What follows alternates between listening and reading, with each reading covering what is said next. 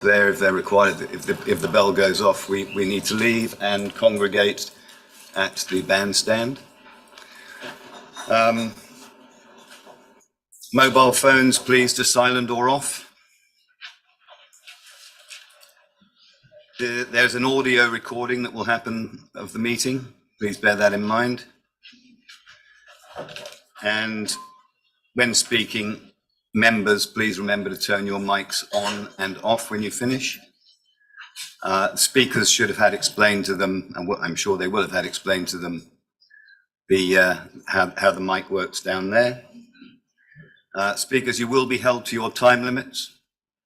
Please bear that in mind, and you will be pulled up if you go on a little bit too long. We have a quorum, so we have a meeting, and I'd like the officers please to introduce themselves. Good afternoon, my name is Giles Holbrook. I'm a Senior Planning Officer here at the Council. Thank you very much. It's Matthew Porter, Senior Planning Officer. Good afternoon, my name is Giles Holbrook. I'm a Senior Planning Officer here at the Council. Thank you. It's Matthew Porter, Senior Planner. Amanda Wilkes, Senior Planner. Emma Parks, the Head of Development and Building Control.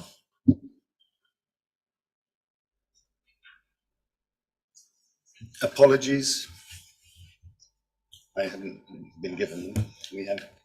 Apologies, we've got Tony Beavis, Chris Frank, Jay Mercer, Sam Raby, David Skip, Clive Trott and Trisha Utan. Thank you. The minutes from the previous meeting. Hopefully everybody's had an opportunity to take a look at those. I do believe there is a comment. No, not now. No, it's fine. I did have one, but we cleared it up. So if we could please have someone to move the minutes from the last meeting, provided everybody's happy they're correct. I will. Thank you, Mike. And a seconder, please. Councillor Milne, thank you very much. Get those signed off. Declaration of members' interest. Well, I might start. My wife is a member of the of Leonards-Lee. I'm sure she's not the only one in the room. Although she's not in the room, of course. But it doesn't in any way impair my activities here. John? Thank you. Yes, I also need to declare that as a personal and non-prejudicial interest in item 7, as I am also a paid member of Leonards-Lee.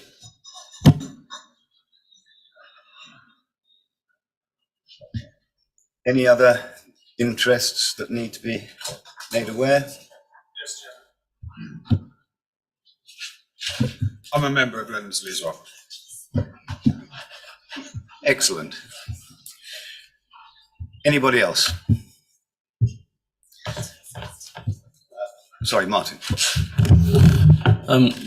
Slightly bizarre on this one in that it's actually kind of a revocation of a declaration of interest, in that on my register I'm listed as a member of Trafalgar Neighbourhood Council, but I'm not anymore, and they are being represented and speaking this evening. Thanks. Thank you very much. Anybody else? Okay, thank you very much.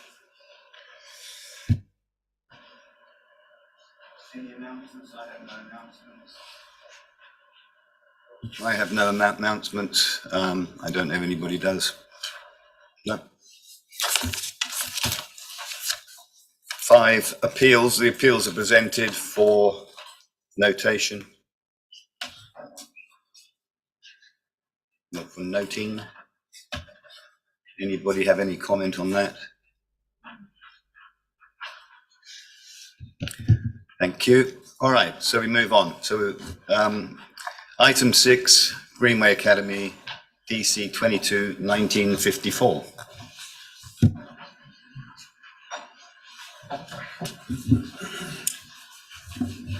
Thank you. Good evening. Just as a matter of housekeeping for this item, we've had one further neighbour letter which was received in May. Obviously the item has been deferred previously from the June committee. It's been brought to our attention that there is an anomaly in the construction environmental management plan in regards to the construction routing, traffic routing, as set out in paragraphs 2.8 and then in page 10 where they differ.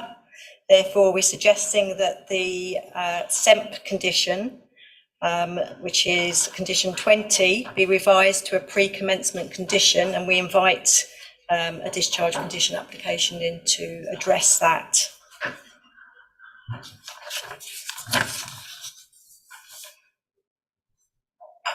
So moving on, this is the site location plan. The application proposals are for a part single storey and a part 2-storey modular designed school building with photovoltaic panels on the roof and the addition of a canopy over an outdoor learning area with associated outdoor courts, play areas and landscaping. The application site comprises an existing junior and nursery school located within the built-up area boundary of Horsham. The character of the area surrounding the site is primarily residential with rear gardens adjacent to the adjacent dwellings backing onto the site. To the south is Greenway, to the west Churchill Avenue, to the east Merrifield Drive, and to the north is the recreation ground and Larch End.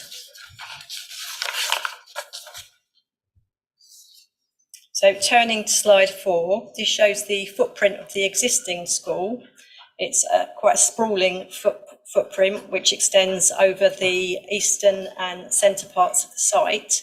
The existing school building is to be demolished as part of a phased development to replace the existing outdated school building, which is no longer considered fit for purpose. The proposals form part of the DFE school replacement programme, and the building has been designed to meet their guidance criteria. It's intended to retain a small building that runs parallel with the existing sewer line that cuts from the north of the site down to the south, where there is a 3-metre easement each side, which has to be respected. And therefore, that dictates where the building can actually go on the site.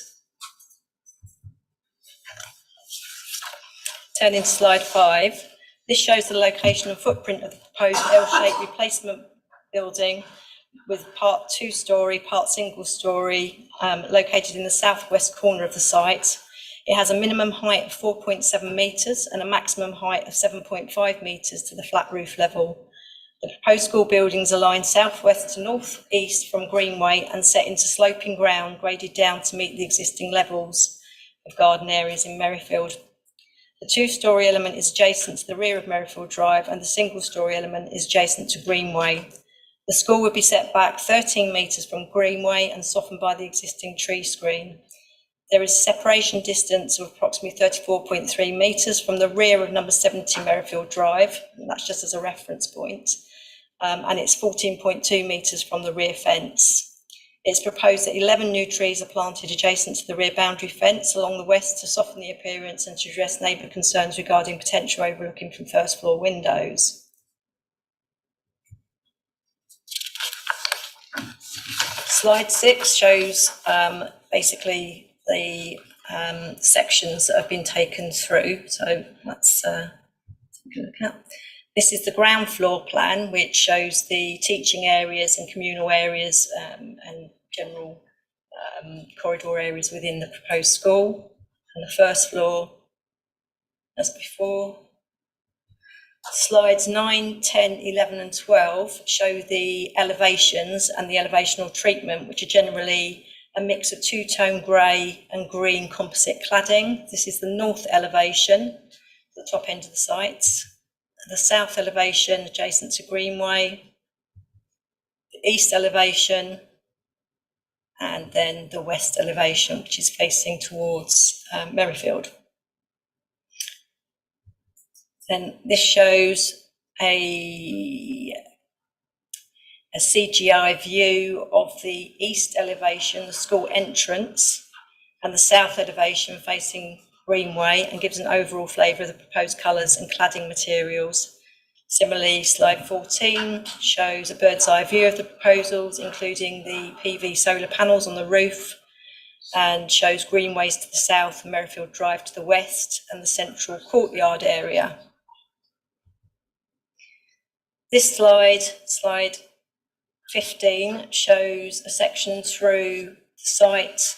It shows the west elevation and the properties in Merrifield, and it demonstrates the 25-degree line for purposes of the BRE sunlight daylight guidance, and it shows that the top line of the 25-degree would extend above the building height, and as such there wouldn't be any impact in terms of loss of daylight to habitable rooms in the dwellings to the rear of Merrifield Drive. The plan also shows the proposed location of the trees, basically, which run in a line along that western boundary.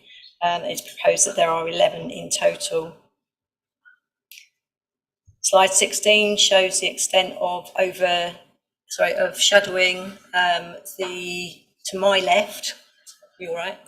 It shows December the 21st at 9:30 in the morning, and then moving over, it shows December the 21st at 11:30. So it gives you a flavour of what sort of overshadowing might occur in December.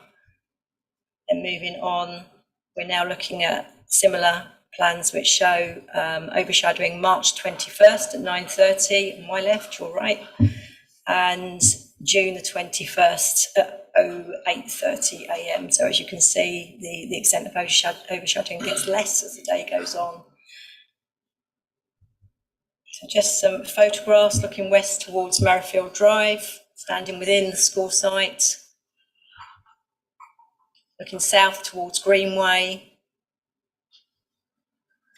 These are photos looking east across the application site from the rear gardens of dwellings in Merrifield Drive. This was taken in May 23.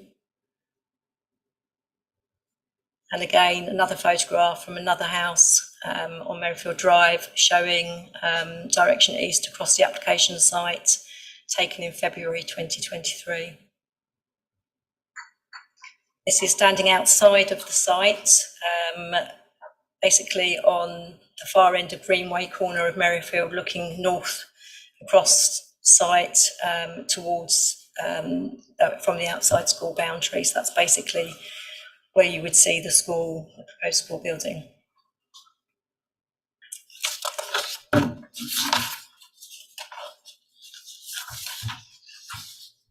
So to conclude, the application is considered to be acceptable in principle, given that it is a replacement school building on the existing school site within the built-up area of Horsham. Neighbour concerns regarding location and proximity are noted. Whilst valid concerns have been raised and officers acknowledge that the proposal would be closer to existing school and more prominent when viewed from the rear of the dwellings in Merrifield Drive, it's considered that the proposals meet policy requirements in terms of the principle and are acceptable in terms of its scale, size and massing. The proposals are considered to comply with the Council's recommended separation distances, advisors requiring a minimum 21 metre distance. In fact, a separation distance of approximately 34.3 metres from the rear elevation of dwellings in Merrifield Drive has been achieved, and is considered suitably demonstrated by the applicants that the proposal accords with the BRE guidelines in respect to the 25-degree rule relating to sunlight daylight. There are no highway objections raised, as there's no increase in pupil numbers proposed, so traffic generation shouldn't change. The proposals are considered to comply with relevant HDPF and neighbourhood plan policies. Therefore, officers recommend that the application is recommended for approval subject to conditions. Thanks very much. Speakers. Claire Dakin, please.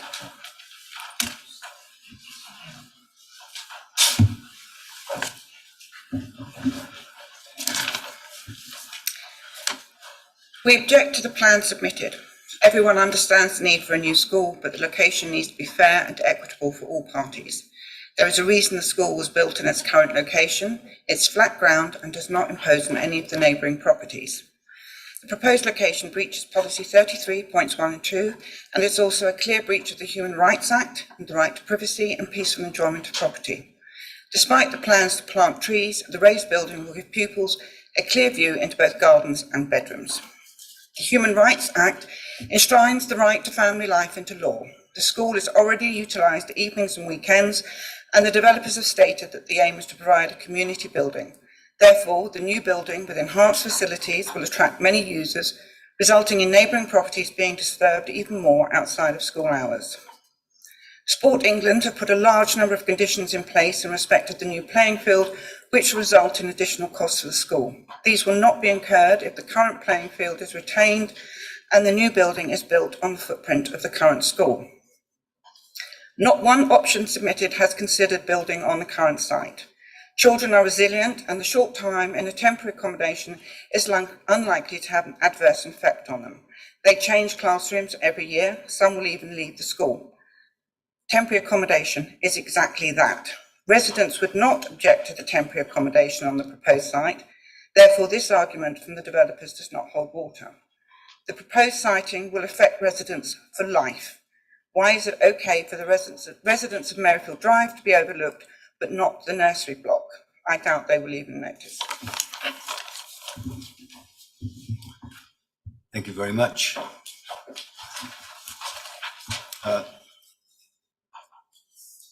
Craig Kilgariff, please.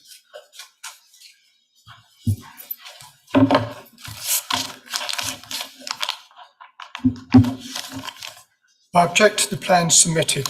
Reds 10 have repeatedly stated there'd be no increase in the current pupil capacity of 480 and no increase in the associated traffic.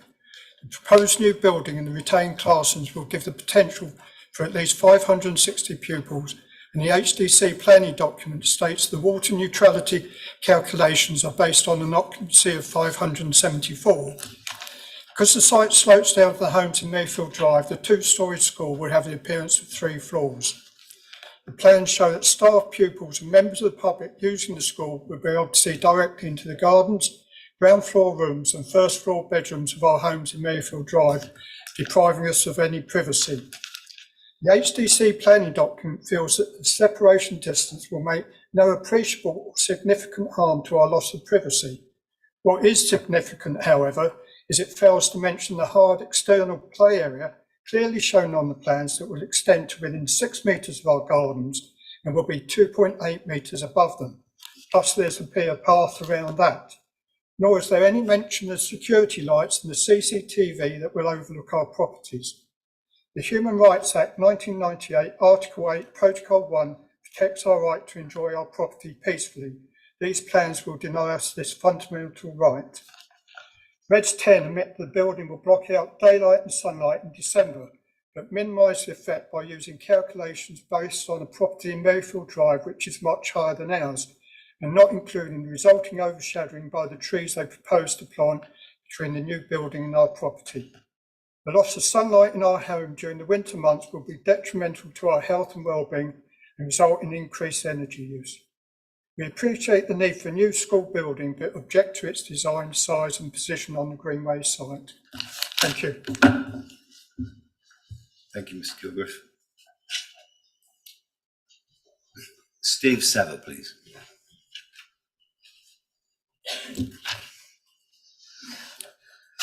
The proposed building will significantly block any natural daylight or sunlight into our garden during the day and cause overshadowing, putting our gardens into almost day shade and blocking all sunlight from the back of our house.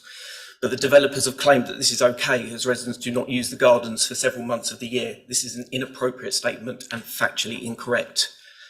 The proposal shows that the ground will be elevated by almost 2 metres from the current field, meaning it will be approximately 3 metres above our ground floor level, meaning it's going to be 10 metres plus, the equivalent of a 3 to 4 storey building. The increased level creates a steep bank behind the properties, risking increased flooding to our gardens, which already struggle with flooding and waterlogging. The proposed height and magnitude will mean that people will be able to clearly see into our gardens, bedrooms and bathrooms. The school is already noisy, but tolerable. Having classrooms, a path, a hall, a canteen and kitchen all running at the back of Merrifield Drive will cause significant increase to noise pollution. The light pollution from the LED lights, this is already illuminated from over 100 metres away, so 35 metres will be intolerable. The school is hired out evenings and weekends, and this is likely to increase due to new facilities, and therefore we will be subject to 24/7 noise and disturbance. The developers have cited that the proposal is the only feasible option. However, all options considered required ground development. This option impacts more residents than any other. They have said they cannot use temporary cabins because the residents do not want a permanent building behind their gardens, but they're happy to put in a permanent building behind their gardens instead of cabins. And they have discounted other options as children will not know where the school is. Please take into consideration the decision you make where you are not directly affected will have a detrimental impact to the residents for the rest of our lives. Thank you, Mr. Sever. Matthew Blithen, please.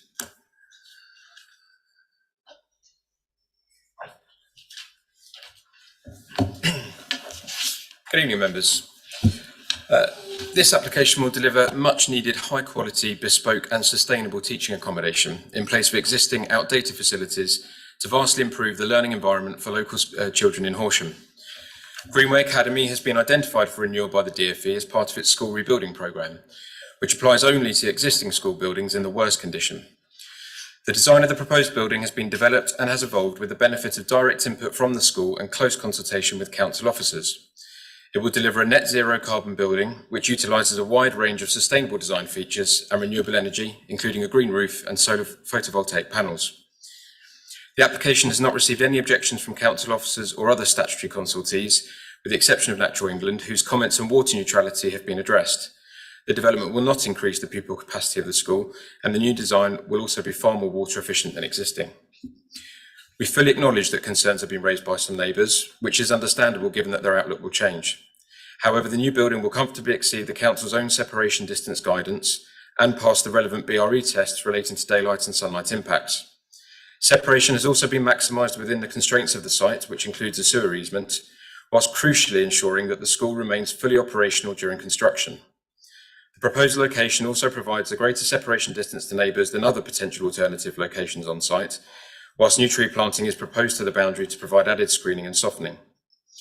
In summary, the educational need and benefits of this proposal are significant, and working closely with officers, the proposals present the best achievable solution for the site. We therefore hope that members are able to support the officer's positive recommendation for approval. Thank you.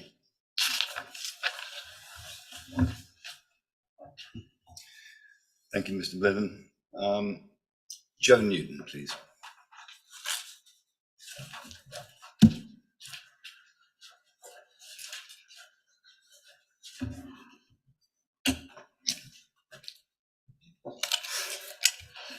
Good evening. Greenway is a full-form entry junior school serving North West Horsham. The current school was built in 1949 and has reached the end of its life. It's no longer able to provide facilities for a 21st century education. In 2022, the school transferred to a new multi-academy trust, GLF Schools, and the school was given a place on the Department for Education School Rebuilding Programme. For the past year, the school and the trust have worked closely with the Department for Education and the contractors Reds 10 to develop the scheme in today's application. We believe this scheme is the best design that could be achieved in this situation. It meets the DfE standards for modern education buildings and represents a huge upgrade on the current facilities that provide classroom, specialist teaching and communal facilities fit for the current and future teaching methods, whilst supporting the health and well-being of our children in a safe, modern, high-quality environment. The arrangement of the buildings on site makes the best use of the available land, maximising the space available for education and outdoor play, and allowing external sports areas to be moved further from neighbouring residents and enabling more efficient supervision of the children. By moving the siting of the school buildings, it allows the new buildings to be constructed without any interruption to education on site, and for the existing buildings to be removed once the school is in its new facilities. This has been a vital consideration throughout the design. We wanted to avoid any further disruption to these children's time in school without resorting to the unsatisfactory temporary facilities. The health and well-being of children has also been a critical factor in the new design, with particular emphasis on the improvements to the quality of teaching spaces and the clear glazing to classrooms, both providing an uplifted natural daylight while providing outward views of the natural landscape. Finally, these modern facilities will represent a vast improvement in the environmental performance of the school, sustainability, reducing its demands on energy and water use. This will make the school financially more sustainable while helping to meet local and national environmental targets.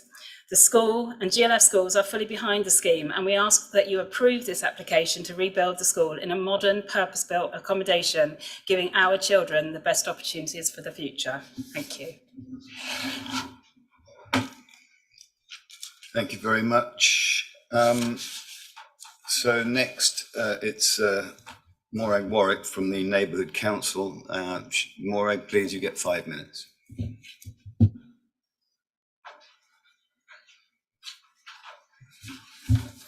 Good evening.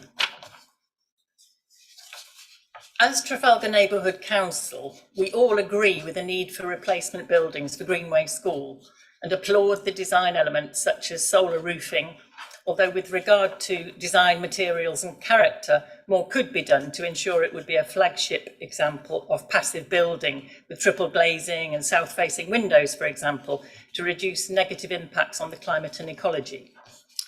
However, there are some concerning contradictions in some of the figures and statements in the reports. For example, on the one hand, residents have been told there'll be little noise or disturbance as there's only one outside rental, while the non-policy action 13.23, hall provision for communities, stresses the wider community benefits of a large open hall and a studio available to let. The school is likely to continue to provide breakfast clubs, after-school clubs, evening classes, summer camps and weekend events, all of which would impact on the residents' privacy, especially as the service road runs along their fences. The Academy Articles of Association, Objects B and J, actually states that they will include provision for recreation and services for the public at large. The report also claims no additional parking will be created, but later in HDC's Planning Committee report point 1.7 states that there will be 7 new parking bays and a turning parking area. So it makes us concerned about the recommendations and planning considerations as a whole, and in particular, why the new school can't remain on the same footprint when there is no increase intended in student capacity or staff numbers. This choice of the extreme southwest positioning affects more properties' privacy than any other option submitted. HDC points 6.23 and 6.28 make it clear that the school could be as close as 14 paces or metres from the gardens, around 34 steps from their living areas, as well as being substantially higher than the homes. And even with the BRE daylight report, it's hard to see how their light can't be impacted. Whilst we all want disruption to children's education to be kept to a minimum, housing them in porter cabin type accommodation for a year or two would seem to create benefits in the long term over 50+ years of having a school surrounded by open green space on all 4 sides in common with all the other Horsham schools, which protects the privacy of staff, children and residents while creating only temporary impacts on the Murrayfield Drive gardens and living spaces. And it's in accordance with the Department of Education specification that requires views from classrooms, views of green space, not neighbours' bedrooms and bathrooms. Planting trees for privacy on the small sloping gap between a new school and the existing homes would obviously have many positives for soil and nature, particularly if hedges were also planted, but it would create more shadowing of the currently bright, open aspects of the gardens and homes. And we ask the question, who will water the trees, particularly during droughts for the 2 years it takes for them to become established? Importantly, the plans take little or no account of the small but significant rise in the ground level that the school will be built on. At present, as I've seen myself, it's easy to clearly see from inside the residents' home the children's faces above the existing fence line as they move about the school. So that proximity will be quite startling if brought nearer and higher as is proposed. It might be like having a busy triple-decker bus parked permanently outside your home, filled with all the distraction of noise and lights that would bring.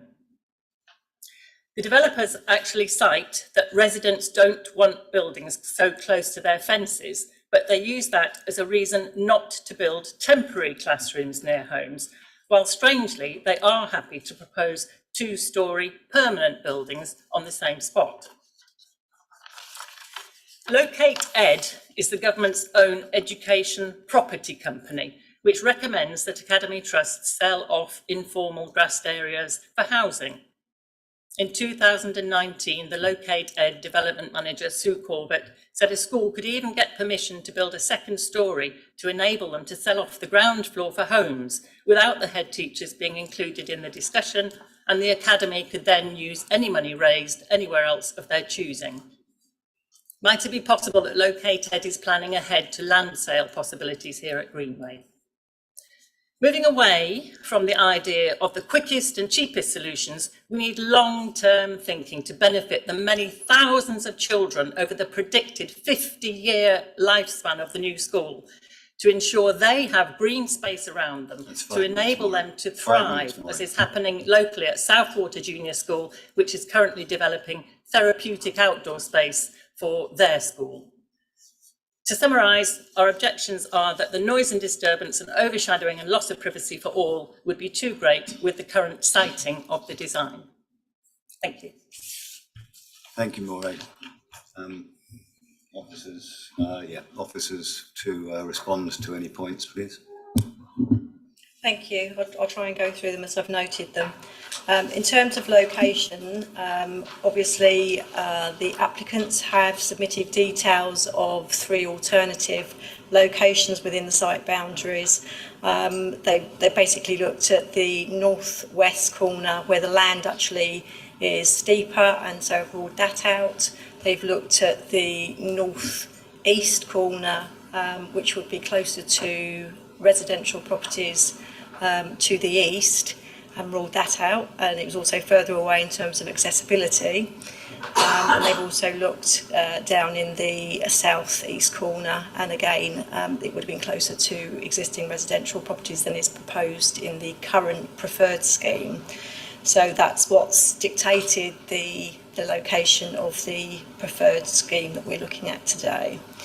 In terms of community use, I'm advised that at the moment there is one group that uses the school, I believe it's a table tennis club, and I've been advised that may be ending, but it will be on a one-for-one basis, and there's a possibility of another club coming in, another sports club, but there was no kind of proposals for anything further that I'm aware of. In terms of temporary accommodation, there is obviously a cost value to that, and I'm advised that that isn't a financially viable option, and that it would also cause significant disruption to the young children who would then be placed in those temporary accommodation before having to move again. In terms of water neutrality, I've been advised by the applicants that the water neutrality statement assessed the proposal based on the capacity of the school and not the school numbers, as was set out in the revised water neutrality statement. In terms of security lights and floodlights, that we have placed a condition on, should the application be approved, to look at these in more detail. In terms of the overlooking and sunlighting, obviously there is a proposal for the trees, which we've discussed. They would be maintained and watered by the school. As I said before, the proposal complies with the 25-degree sunlight daylight standards, and therefore is acceptable in that respect. Returning to drainage, there is a such strategy, and the council's drainage officer has reviewed the proposals and has considered the information he's had so far today as acceptable, subject to condition for further information as part of a future discharge of conditions application, which we would then have to look at in more detail. The school, obviously, it's a school, it's used, all of the land is used by the pupils. That's no different to how it would be used in the proposed scheme. So there will be children milling about all over the land, and that won't change no matter where the school goes.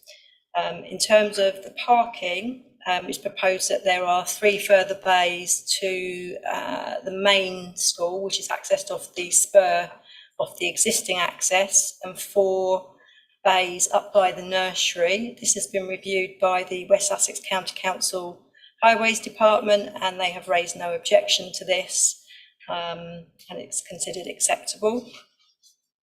In terms of separation distances, again, explained that the distance required between the buildings is considered acceptable and meets the recommended guidelines, which would be a minimum of 21. In this case, it's 34.3 metres, and so therefore, again, meets that criteria. I think that's it really, actually. I just wanted to add one point. Obviously, a number of the comments related to retaining the existing school or siting it in a different location, and my colleague has discussed that. But ultimately, we're not here to consider where a preferred location will be. We're here to consider, is the proposal before us acceptable in planning terms or not? So that should really be the focus of members' consideration. Thank you.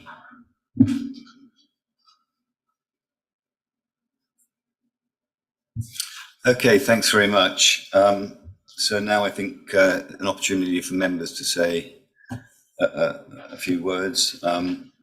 Anthony Franklin is a local ward member, and would you like to start, please, Anthony? Yes, I would. Thanks, Chairman. Firstly, I think everyone accepts that having a community school like Greenway in the heart of the community is hugely beneficial, not just for education, but for the sense of community, the movement of people around, the meeting and opportunities it gives, etc. So, I think hopefully everyone can see that, and we all wholeheartedly approve the building of the school in the ward. I know the area. My children all went to that school. I know the roads around there and the properties around there, and you've probably picked it up from the residents, but there would be a very real, significant, long-term negative impact on certain residents if this preferred option 1 goes forward. And I would urge that we all think about that properly when we're coming to make a decision. As to the point there, that what we're here to do is to consider, does this meet the planning requirements? Completely understand that, and does it fall within the criteria and the compliance criteria for a planning application? I dare say it does. I mean, I'm sure it does, actually. What I'm uncomfortable about in the document that I look at here, which is a planning update from 31st of January, is really how we arrived at the preferred option in this document. And you mentioned that there are 3 alternatives, and I've just briefly described, there's a section in this document which talks about the advantages and disadvantages of each of the 4 options. And if I can just run through them very quickly. The first option, which is the preferred option, has 8 advantages and no disadvantages. If we come to the second option, there are no advantages and 7 disadvantages. We look at the third option, there are again no advantages and 4 disadvantages, and option 4 has again no advantages and 7 disadvantages. And it sort of strikes me that doesn't sound very balanced. It doesn't sound like option 1's got any disadvantages at all, and we all know, we just heard that they have.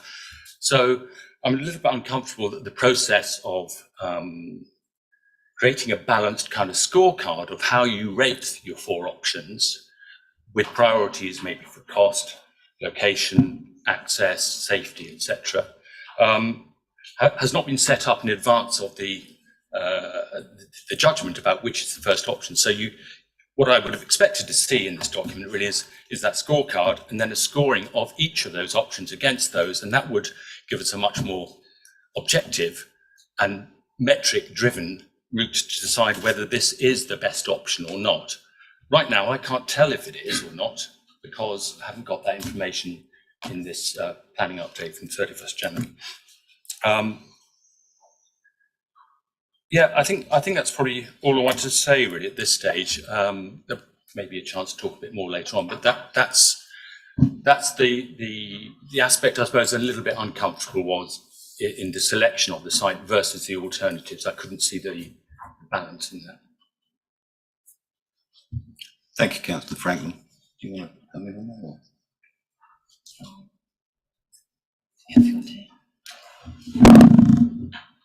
Hi, I looked at the alternatives that were put before us.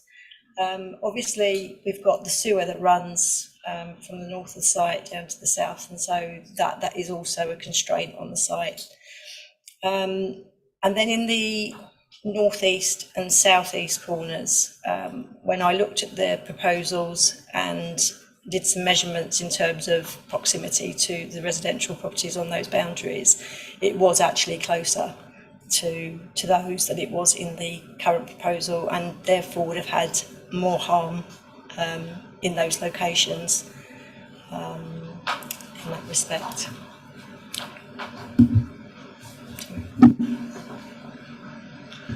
Thank you. Councillor Boffey is another ward member. Thank you very much, Chairman. There's no two ways about it. This is a difficult one, it really is. Because I think we can tell from some of the speakers tonight, whatever it might say on paper, this really is going to have a profound impact on the number of residents who live nearby. And we have to weigh that. It is a more constrained site than it first seems when you look at it. It's from significant investigations into this, it is a complex one and it's not a straightforward one to sort out. I have been a little bit disappointed in exchanges with, from speaking to the promoter, developer, whatever you want to call them, about this in terms of the level at which certain alternatives could be considered. But at the end of the day, that sort of tells you a little bit about where we find ourselves in the process, because as the head of development has said, we have to determine the one that's in front of us, not what could have been put forward, however much we want to.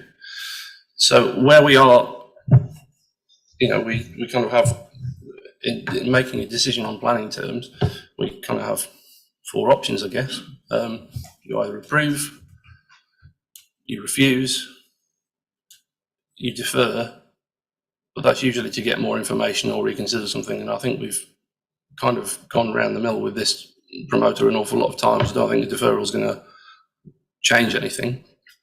Or you approve with amended conditions, because to my mind it's clear that there is harm to some of the neighbours, and we have to work out whether that harm is outweighed by the benefit of the scheme overall.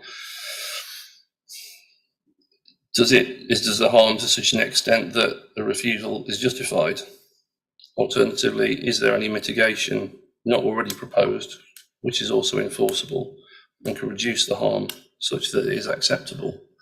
I think the other thing about this is that there's the harm that we as local members and others know is actually going to happen, and then there's what the policies and regulations actually allow us to enforce, because it meets this criteria, that criteria, all of the planning policies.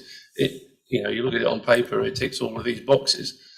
And then if we want to do something else, do we have a strong enough case to actually rely on that to say no, or you have to change it?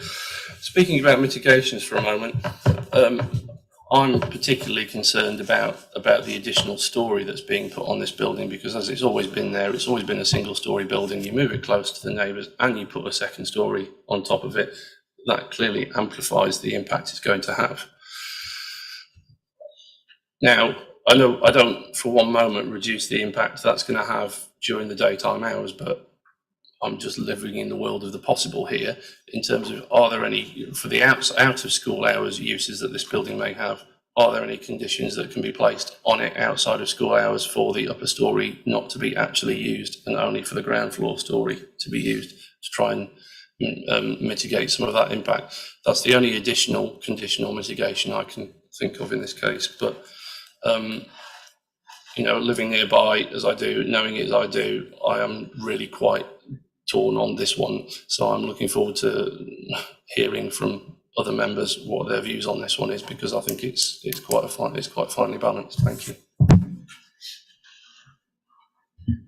Thank you, Councillor Boffey. Thank you, Councillor Boffey. I do understand the concerns. Obviously, officers do consider it's acceptable, but obviously I do understand the concerns that have been raised. I think it's not as simple as perhaps adding an hours of operation condition on for a top floor. I think that would be too simple and wouldn't necessarily get the desired outcome. I think you would end up getting a call every time a light goes on. So I think it would be quite difficult to manage in that respect. But what members perhaps could consider is some form of management plan submitted via a condition which details how the building would be used and the hours of operation in that respect. And that perhaps enables those different scenarios to be discussed within a management plan, and also enables some flexibility in terms of how the school operates longer term. I'm not saying it's not without its pitfalls in terms of how you would enforce that longer term, but I think having such a document that's adhered to could provide the kind of comfort perhaps that you are seeking. Thank you.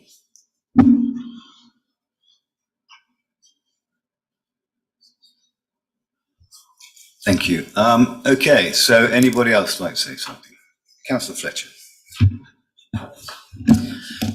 Thank you. I think those main issues have been very well covered by the previous speakers.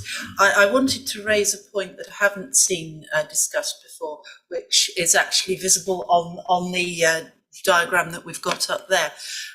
When children go in and out of school with their parents, there are hordes of people, kids walking side by side with each other, with their parents, buggies and so on. The path going off to the rec area looks to me like it's very stingy.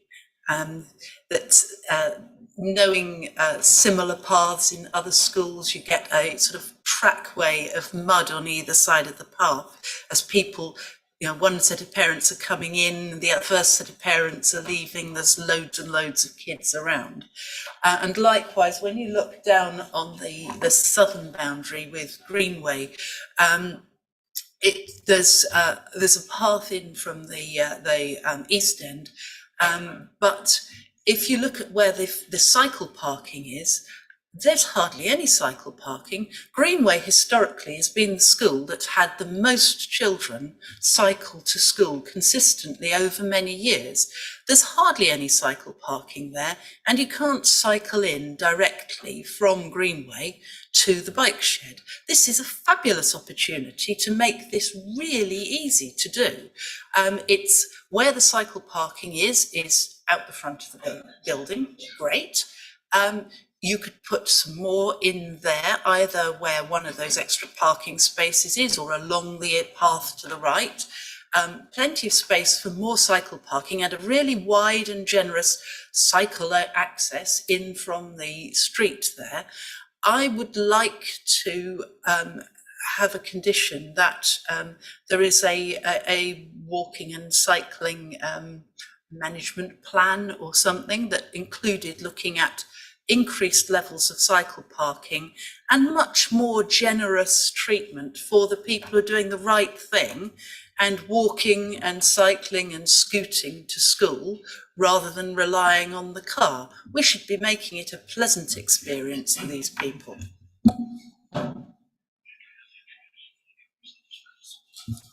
Thank you, Councillor Fletcher. Anybody else? Councillor Milne. Thank you, Chairman.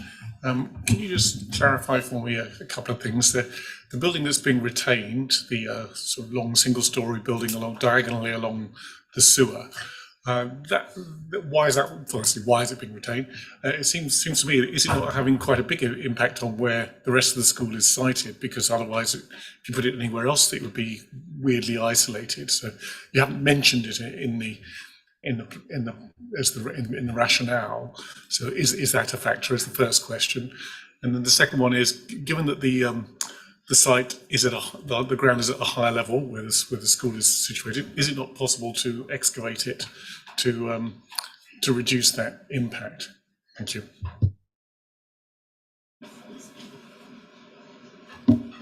So in terms of the building to be retained, it has been used as additional teaching space, I believe.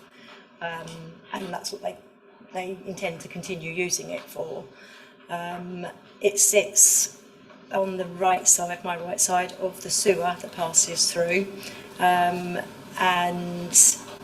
even if you were to look at moving the proposed building to the other side, I mean, obviously, while the existing building is still there, you couldn't do that. You would have to demolish that first. What they're proposing is a phased demolition of the existing building and the phased construction of the modular building, so that you decant from one to the other over a period of time. And that way, you're not introducing additional temporary buildings on the site. You're just, you're moving one part of the school and replacing or building a new part of the school and then moving them across. We haven't sort of asked why they specifically want to keep it. It is part of the proposal, so that's what we've got before us. Could just assist that modular building, that additional building is very modern. It's only circa less than 10 years old, so it would not be economical to remove it, because what would be the point? It's almost brand new.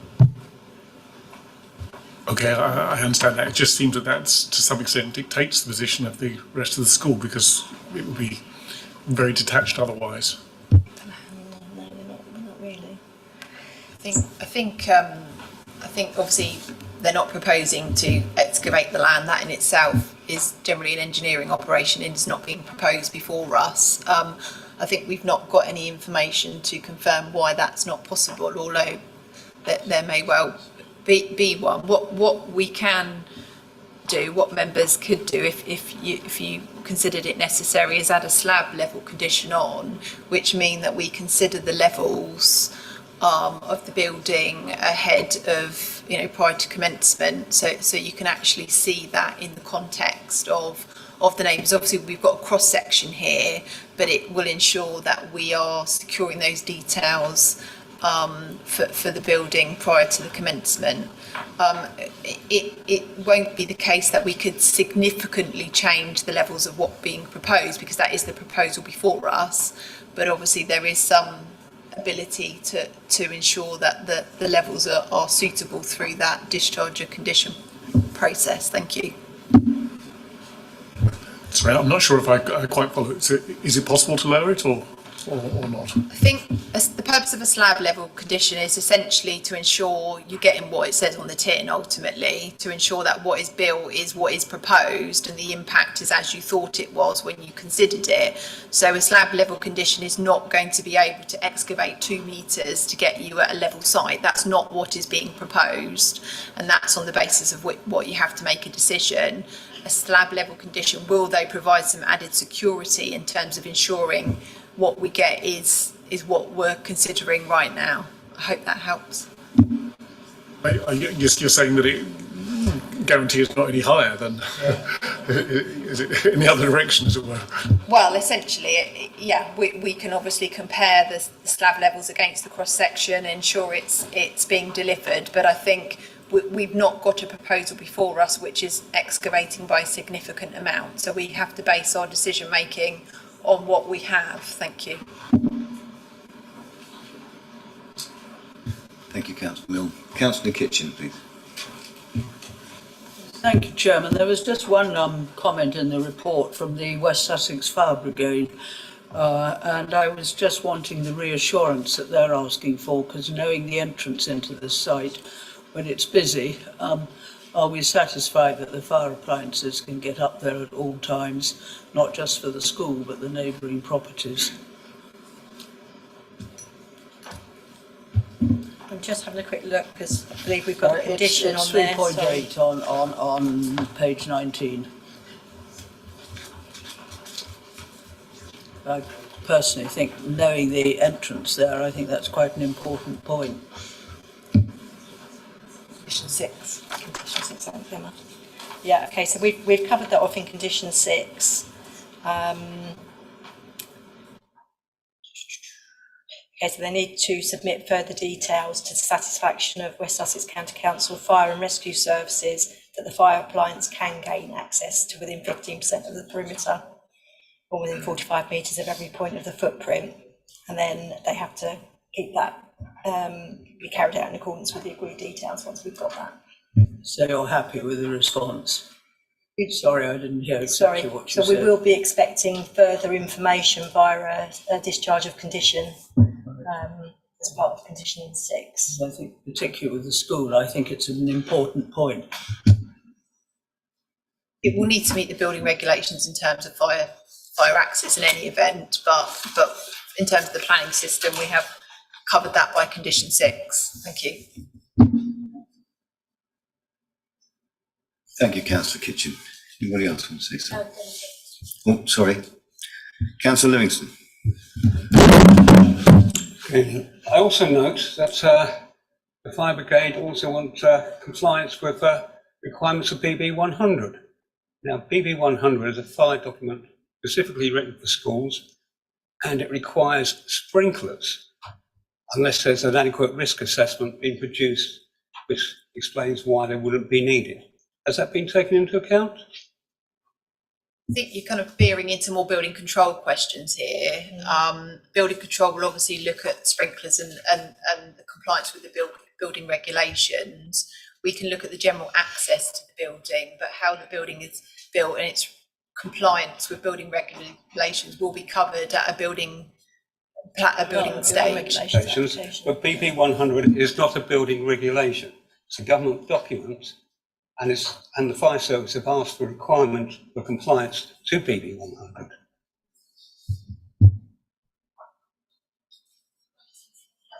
Condition, if you read condition 6, it says access should also comply with the requirements of BB 100 designed for fire safety in schools, section 8.3.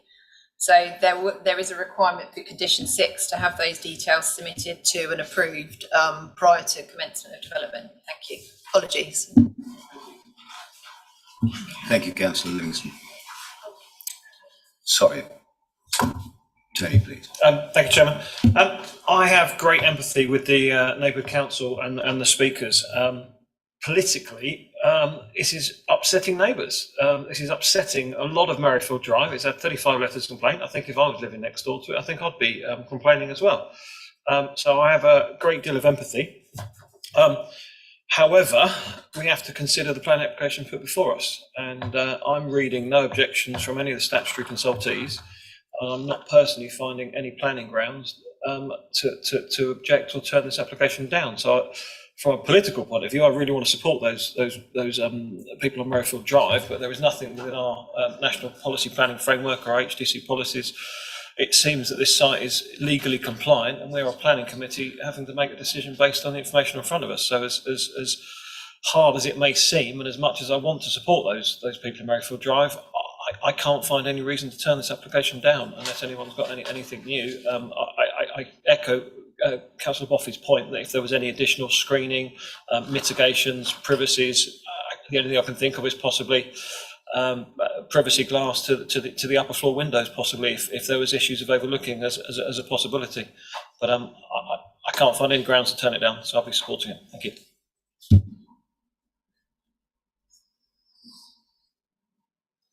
Thanks, Councillor Hodden. Yes.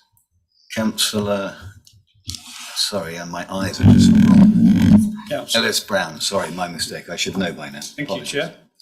I may be reading this incorrectly, and I'm not familiar with BREEAM and how you calculate the water that is anticipated to be used in a new development. But we're here, I'm reading here that they're going to increase the number of pupils from 480 to 574, and yet the water consumption is going to fall. Right? there is a huge variation in the amount of water that's currently being used, between 17 and 36 litres. I also think they've gone about it in the wrong way. You should never use an average, because this is a variation you need to look at. And there's a significant number of variables here, number of pupils in a school per day, and they've got the average again, wrong measure, I believe. As a statistician, that's not the right way of doing it. But the important thing for me here, I think on water neutrality, are we confident that the figures they put in here and the increasing the number of pupils from 480 to 574, that the water consumption is going to fall? Thank you.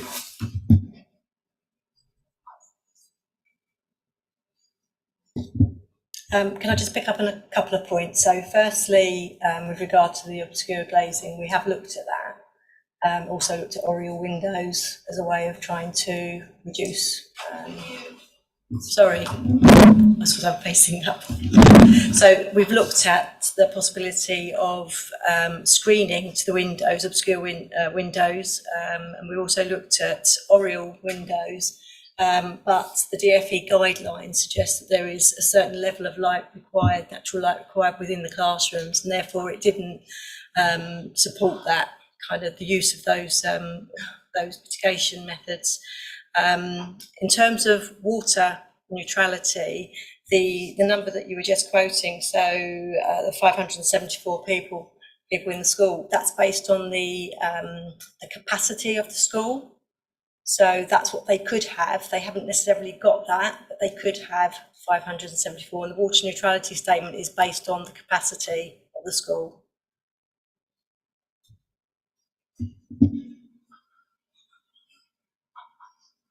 Anybody else? Oh, sorry, I'm not sure who's first.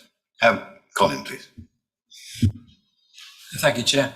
So there's so many people here that this can impact on the kids if went down another route with porta cabins, impact on the residents. But something that was mentioned that really hasn't been discussed yet was this breach of the Human Rights Act. And I know that's not necessarily a planning consideration, but it was mentioned that it's a breach of human rights.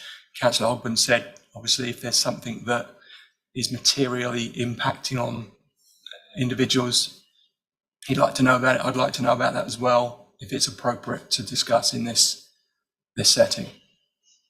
Yeah, I think we might ask for some advice on that. It's quite tricky. Here, we have a report that says there's no impact. Now, it's not a clear-cut area because it is still to some extent a grey area whether privacy is part of the Article 8 rights. So it's not completely clear-cut in law currently that you have an expectation of privacy. So it is only to some extent that privacy is part of the Article 8 rights. Without, I know that's a lawyer-like answer. Here, the officer's report says there's no material planning consideration that draws into effect the Human Rights Act considerations. So to that extent, it would not be a material consideration with this application. Now, if that's not an accepted position, or the members feel that there are legitimate questions which they'd like the applicant to deal with in relation to human rights and Article 8 rights as part of the application, then that could be a basis for deferral. But I note the comments earlier that deferral seems an unpopular option at this stage. No, I get that. Thank you. If I could just respond, but it's a huge point made. And if we approve this, is that then grounds for someone to challenge that on that basis? And then we're in court trying to challenge that. I just want to know what we're making a decision, and there's an elephant in the room, in my opinion. So I'd like to understand what the implications are of a yes or a no if that isn't addressed either before, or will it be addressed subsequently? Thank you. But just to say, that's no different to any planning application we assess where you're considering the impact on residents. Obviously in planning terms, you have to consider whether that's acceptable or not, and obviously we do. I think what our legal advisor is saying, that if obviously we did consider there was a significant impact on amenity, for instance, and that's where it could be considered against the human rights. But obviously you have a report before you that discusses in detail why we consider the proposal is acceptable in terms of the neighbour impact. And I think that's what we have to bear in mind. And that's a similar assessment we would have to make on any application that we consider, whether that's officers or members. I hope that helps. It does help, but I think it's the first time I've heard that raised. It's always in the reports. There is a section on human rights in reports, which we've obviously considered with our legal advisors. So it's something we're very mindful of, and obviously there are particular circumstances where, such as protected status, etc., where you would also consider that. So it is always a consideration, but obviously we are considering it in planning terms, and obviously that's why we consider there's no impact on neighbour amenities, no impact that warrants a refusal anyway.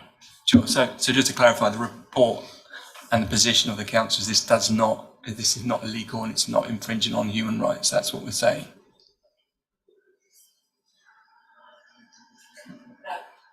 Essentially, that is right. I know it's confusing because Article 8 rights are seen to protect private and family life, but private life and privacy in planning are different. And in particular, what the higher courts have found in the cases is that where there is an issue that creates a nuisance, that is an actionable problem for the resident. But where any loss of privacy does not amount to a nuisance, it is not a relevant planning consideration. And in fact, there's argument about whether the nuisance is just a private law matter or whether you can take that into account in planning matters. But here, there's no question of nuisance being raised. The question is whether there's loss of privacy in some individuals' homes. And that in itself, here, that's not been picked up as an Article 8 issue. Understood. Thank you. Thank you, Colin. Yes, Councillor John. Thank you. I didn't want my colleague Councillor Fletcher's comments on cycling to be forgotten, and want to go back to the officers about steering if reviewing that and improving on cycling provision is something that needs to be added via conditions. I also wanted to second the concern about the narrow path to the northeast. It seems that the paths coming off the wreck seem wider than that on the plan, and I don't know if there's anything in this realm that could stipulate that path is increased in width and size to accommodate the traffic of parents coming in and out with children or children themselves. I also I echo Councillor Hogman's conflict here. I'm quite familiar with activity in schools myself, having children in primary school, and I think it would be rather impossible to limit evening activity. You can't fault a teacher that needs to work till endless hours, not getting paid appropriately, and have to turn on the lights in the evenings in our short winter months. You did talk about screening, but again, besides trying to dictate the furniture in a classroom through this group, I just wondered if there was, through planning or conditions or anything, any way to sort of require sort of blackout blinds for the opposite reason of trying to keep the evening light out from neighbouring properties, or whether anything could be said to encourage the property owner to include those when I'm furnishing out the property, because I don't think there's a lot of children that actually sit there and look out windows. I don't think they have a lot of time to do that, so that doesn't concern me. But the light in the evenings would concern me for the residents, because they wouldn't be used to that. So, thank you. Thank you, Councillor Olsen. I I think it would be difficult to condition kind of blackout blinds or internal kind of fixtures and fittings because they don't require planning permission, and how do you enforce whether someone puts a blind down or not? But I think there is a point there in terms of light glare, and perhaps if members were minded to approve it and considered some form of management plan appropriate, perhaps that's something that could be picked up in that respect in terms of mitigating glare, or perhaps that's the type of light fittings or something like that. I think perhaps that's something that could be considered further. I don't know what exactly could do, but I think it's something that can certainly be explored as part of that process. Thank you. Yeah, come back to that. Sorry, is that, if that is the potential, I would be happy with putting some sort of condition in there that, I mean, obviously we're not worried about the right to light or the need for natural light for children in the evening, because there is no natural light in the evening. So it's just about what can we do? Thank you. I mean, if I could come in, obviously there's been a number of suggestions put forward today, principally whether or not some form of management plan will be acceptable relating to cycling and the footpath. I think that I wouldn't want to just suggest putting conditions on those now. I think the management plan, you would need to carefully think about what points you would want it to cover. I think the path may require an amended plan to be submitted relating to the path. And I think if members were minded to approve it subject to those amendments, I would suggest that's delegated for approval, subject to the further consideration of those points ahead of any sorry, in conjunction with you. Well, if members wish it to be, I never suggest that, but I'm sure members always add it. If members wish to be in consultation with local members, perhaps that is a way that those points can be considered further, rather than seeking to address them in detail within the committee when we've got a bit more time to think about what exactly we would want within any condition. Thank you. Thank you, Councillor Wood. Thank you, Chairman. I'm really sorry to keep going, but I've got two things that I'd like to just move with you. The privacy issue. What about privacy the other way? Are the kids okay to be overlooked? That's something I wonder if it's been discussed or thought about.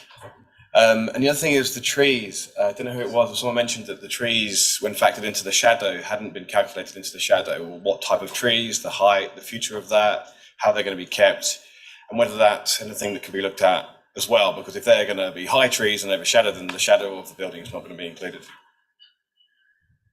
I think in terms of amenities, so I think, was it 35 metres? Yeah, 34 metres back to back is generally an acceptable level, where it's over and above an acceptable level in terms of overlooking. So that would be for any amenity, whether that's the amenity of the residents or those occupying the building itself.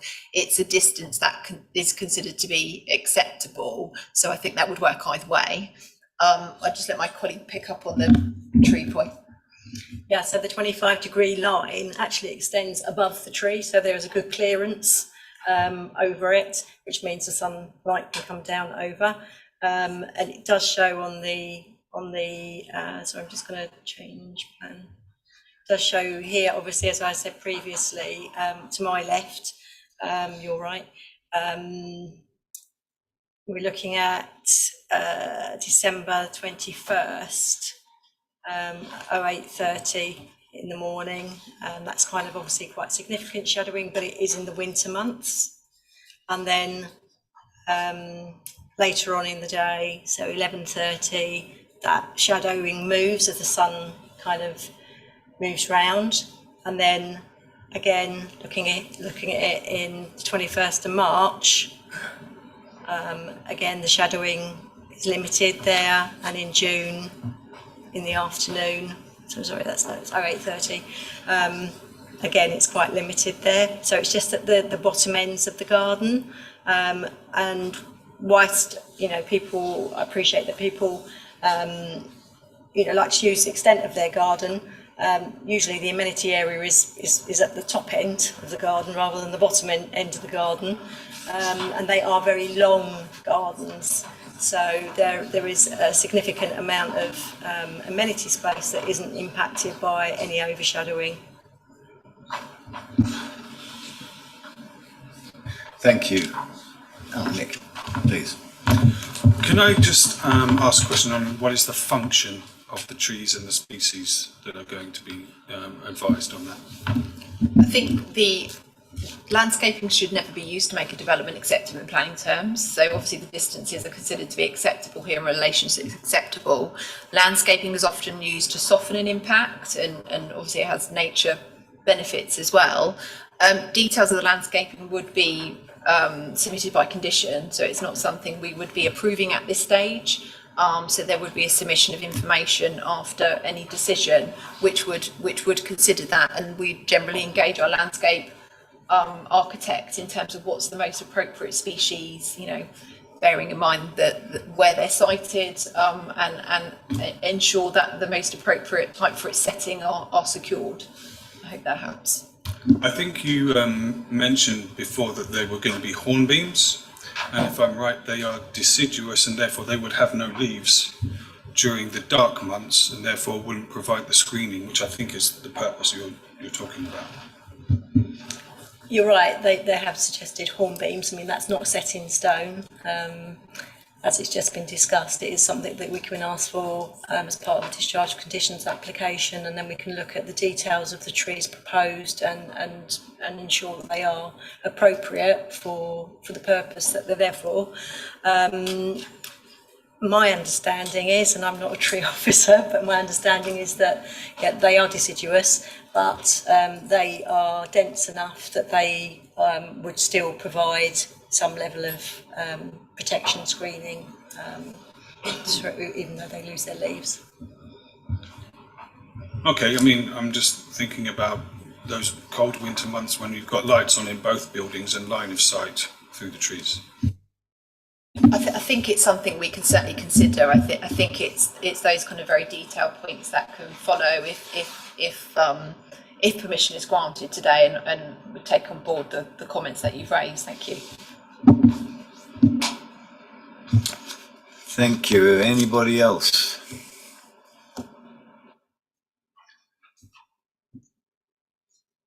Councillor Boffey. Okay, so I think I'll take it upon myself to do what nobody really wants to do at this point, but unfortunately we kind of in the position where we are.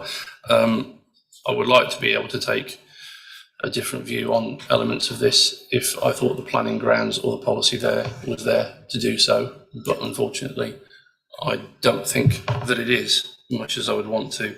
So therefore I would like to propose that we add the conditions that have been discussed earlier in terms of the management plans, I believe, for the active travel element, the pathway, and also the management plan around the usage of the building in consultation with local members as conditions for the approval of the application. And the cycle path, and that's what I meant about the active travel and the pathway, yeah. Councillor Boffey, can I just clarify, are you seeking to delegate approval in consultation with the local members to draft a management plan condition and further consider provisions for cycle parking and amendments to the pathway? Yeah, and I don't know whether you need to mention the tree part that in there or whether that's a lower order.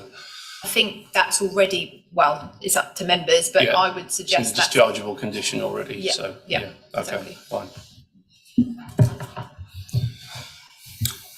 Councillor Fletcher.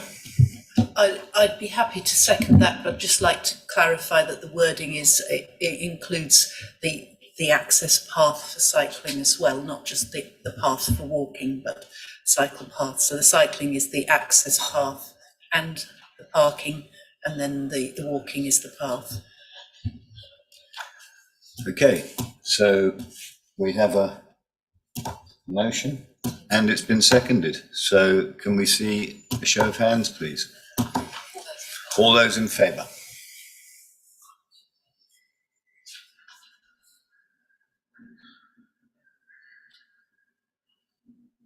That's 18 in favour. 18 in favour. Those against, please? 3 against. Any abstentions?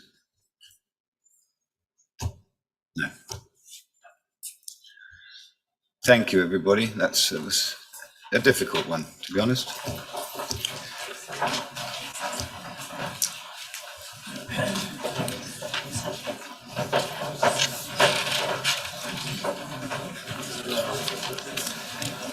Okay, do we want to just have a breather or, no, I don't, well, this is quite a long one, that's probably half. We take a 5-minute break, everybody, and we come back and wash the rest.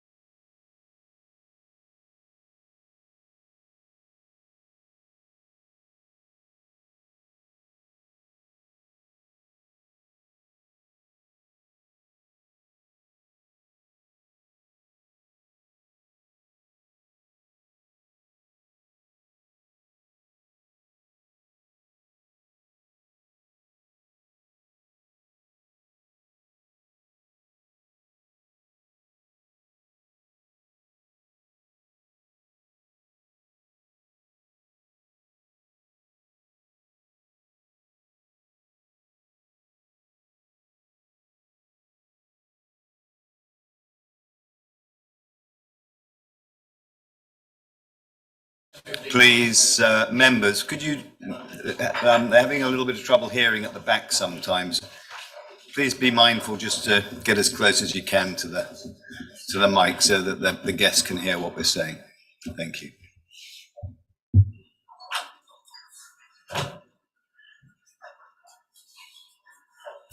Okay, are we settled? We're settling, we're nearly there. Nearly there. Alrighty. So, item, where am I? Item 7, DC 2229, Leonardsley Gardens, Brighton Road, Lower Beeding.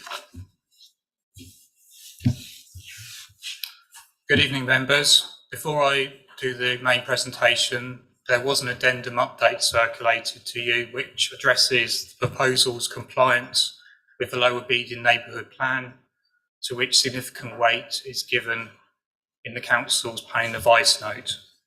Also, that addendum confirms that it's not intended to connect the water play area equipment to mains water, so development is screened out for water neutrality.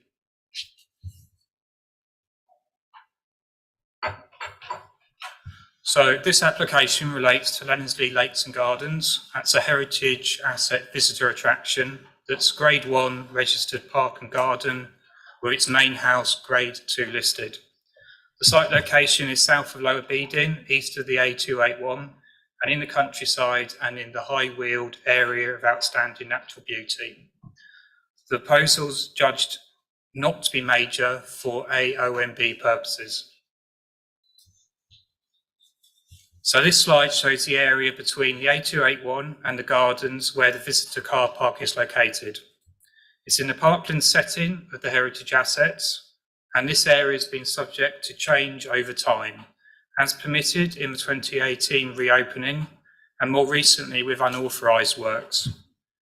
So following council investigation and retrospective refusal of these works, the current proposal before you includes agreed actions to rectify that situation.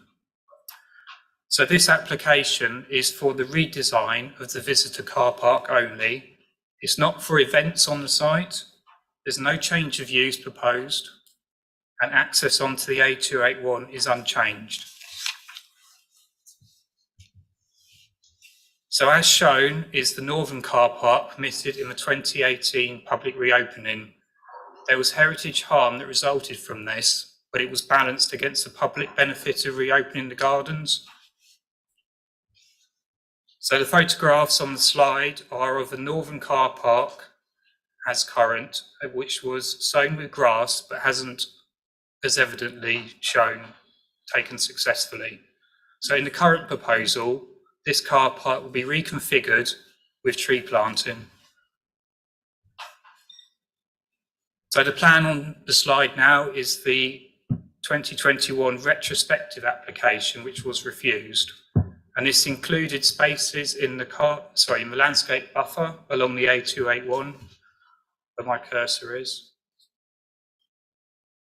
and also into the southern field. So the photographs shown here are the southern field as current, and then proposal is to reduce the extent of this area, remove the surface gravel and seed grass, and use it only for overflow parking. And there's a seeding trial which has taken place to demonstrate this. And at other times, it will be fenced off from the rest of the car park. So shown here is recent removal of some of the spaces in the landscape buffer. And the proposal is to remove the remainder of this, with the land included in a reshaped landscape buffer and enhanced by supplementary planting. So this slide shows the master plan for the car park redesign, which has been refined and amended following advice from consultees. The redesign is subject to a recommended suite of planning conditions, which will help further realise and deliver on its merits. And that includes a framework for a detailed landscaping strategy. So just breaking down those elements, marked brown is the reconfiguration of the existing northern car park and coach park. In yellow is the rectification of the unauthorised works, and the new play area is marked red.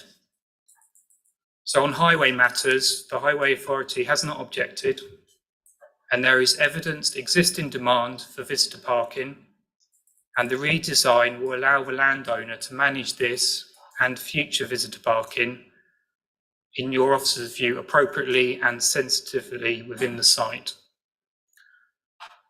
There are amenity concerns raised by neighbours, and these are acknowledged, but the harm from the car park operation in of itself is judged to be within tolerance. So just concluding on the other elements of the redesign, marked yellow is the extent to removed and reformed estate drives. In dark green is the reshaped landscape buffer, and in pale green is reinstated parkland and a new orchard. So with its redesign and a detailed landscape strategy by condition, your officers considered the adverse impacts on the AO and B qualities, including the development scale and extent, to be avoided, and there are net gains in biodiversity over and above required as mitigation.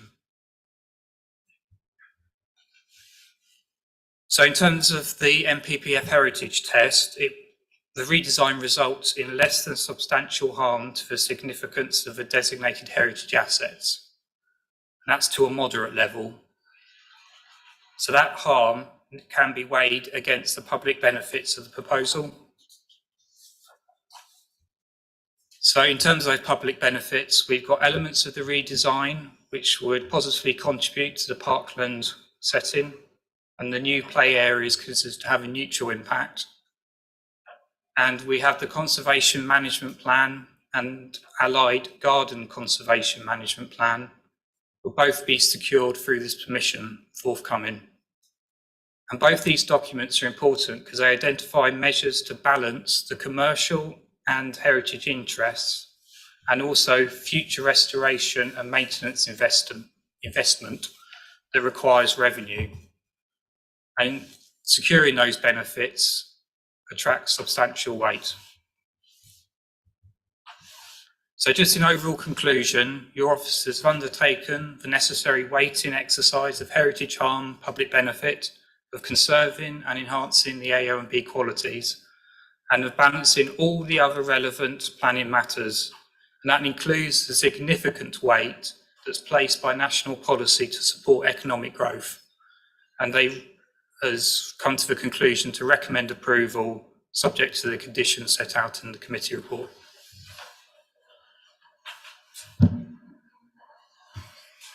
Thank you, Matt.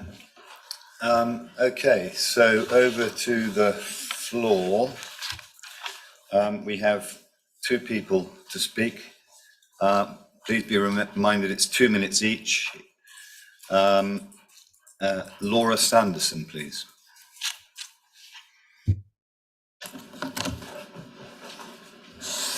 Good evening, members and neighbours.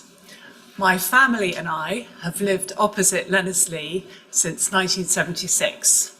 I am also a member of Lennosley, along with several of you. We are concerned about the extent of activities sought by this application, and we do not feel that the amendments have gone far enough to address ours and the local communities and the parish council's concerns, nor does it address the impact that the proposals will have on this heritage asset in an area of outstanding natural beauty. However, if members are minded to grant consent for these works, we would like to ask you to consider 3 measures by condition, covering the replanting of the roadside screen, noise levels, and the permitted use of the extended car park. The first condition specifically relates to the roadside screen. We'd like providing full details of the budget for the planning and the annual maintenance of the roadside screen. Secondly, we'd like to limit noise levels by condition with the LPA to ensure that noise is not audible from the perimeter of the site.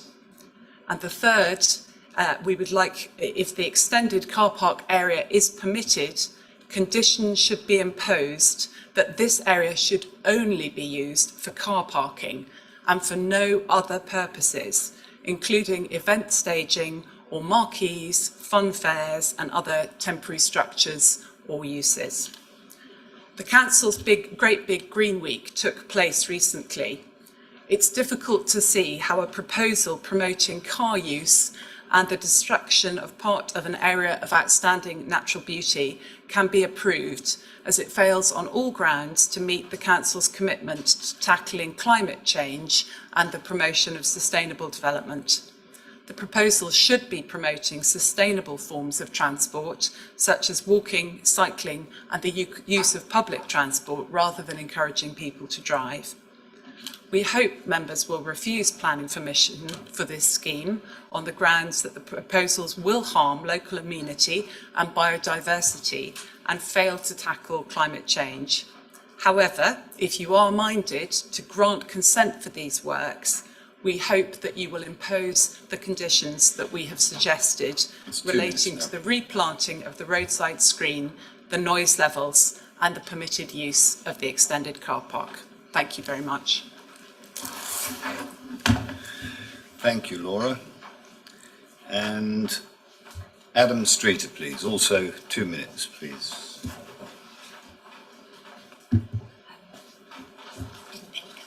Thank you. So my name is Adam Streeter, I'm the Managing Director, and I also stand before you today as a proud member of the family that has taken on the tremendous challenge of restoring Lennosley Gardens. Since embarking on this journey, our primary goal has always been to revive the gardens to their former glory, while carefully preserving their rich heritage and history. While we acknowledge that we have encountered challenges along the way, I assure you that every decision we have made has always been driven by our unwavering commitment and best intentions. Due to visitor numbers to Lennosley Gardens, there is a requirement for additional parking to accommodate current demand.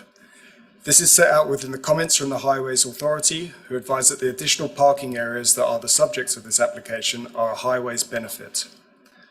Throughout the restoration project, we have worked closely with landscape architects, experienced consultants and your council officers to overcome previous issues raised, with the application now proposed being recommended for approval by the planning officer. We feel that our collaborative efforts will achieve a car park that not only blends harmoniously with the beauty and essence of Lennosley Gardens, but also serves as a reflection of what awaits within its gates. The proposed improvements to the car park will not only enhance accessibility for visitors, but also contribute to the overall experience of the gardens and will deliver a number of public benefits, which are set out in full within the committee report. These include further investment in the gardens that would lead to additional investment in the area and local employment opportunities, improved tree planting, restoration works to the north of the roundhouse, amongst other heritage enhancements. Biodiversity benefits include the delivery of a net gain of over 15%, the provision of children's play area, amongst others. We are committed to ensuring the car parking arrangements are better managed, especially when events are being held on site, through the use of the proposed overspill car park. We understand the importance of creating a seamless transition from the moment the visitors arrive at the entrance, ensuring that their journey starts on a positive note. By investing in the car park, we are investing in the future of Lennosley Gardens and the enjoyment it can bring to countless individuals and families and for generations to come. Thank you.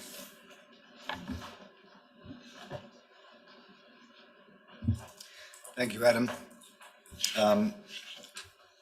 Officers like to respond to any points?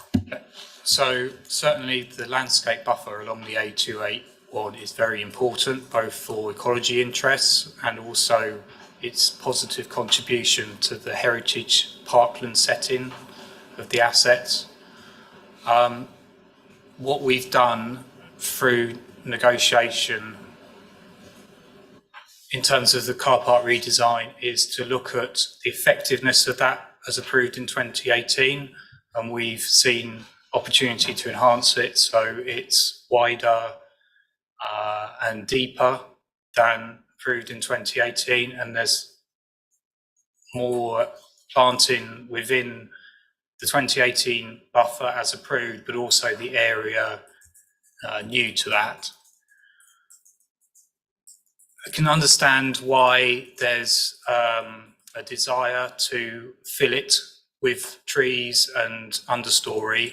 What we just need to be slightly mindful of is its positive contribution to the parkland setting. So the parkland setting is also not dense woodland, but grass and scattered trees. So I think what we have secured as an overall strategy shown on the slide is the right approach, and certainly there's opportunity for more infilling of understory and trees, particularly around the length of the buffer here between the exit to the visitor car park and the length of buffer up to the entrance to the restaurant. And I've talked to Lennosley about that, and the applicants agreed to increase the opportunity for planting there. In terms of the confidence of that being delivered, obviously where we are at the moment is an overall strategy. We don't have the detail of what particular species will go in there, or the quantities, or the standard of time of planting, but we do have the suite of conditions. Condition 8, which deals with delivery of the landscape management and maintenance plan. Condition 10, the landscape and ecological management plan. And 11, which is the full details of the soft and hard landscaping. So combined, all of those strategies and detail would be aligned to deliver far more supplementary tree planting that is currently shown on the slide.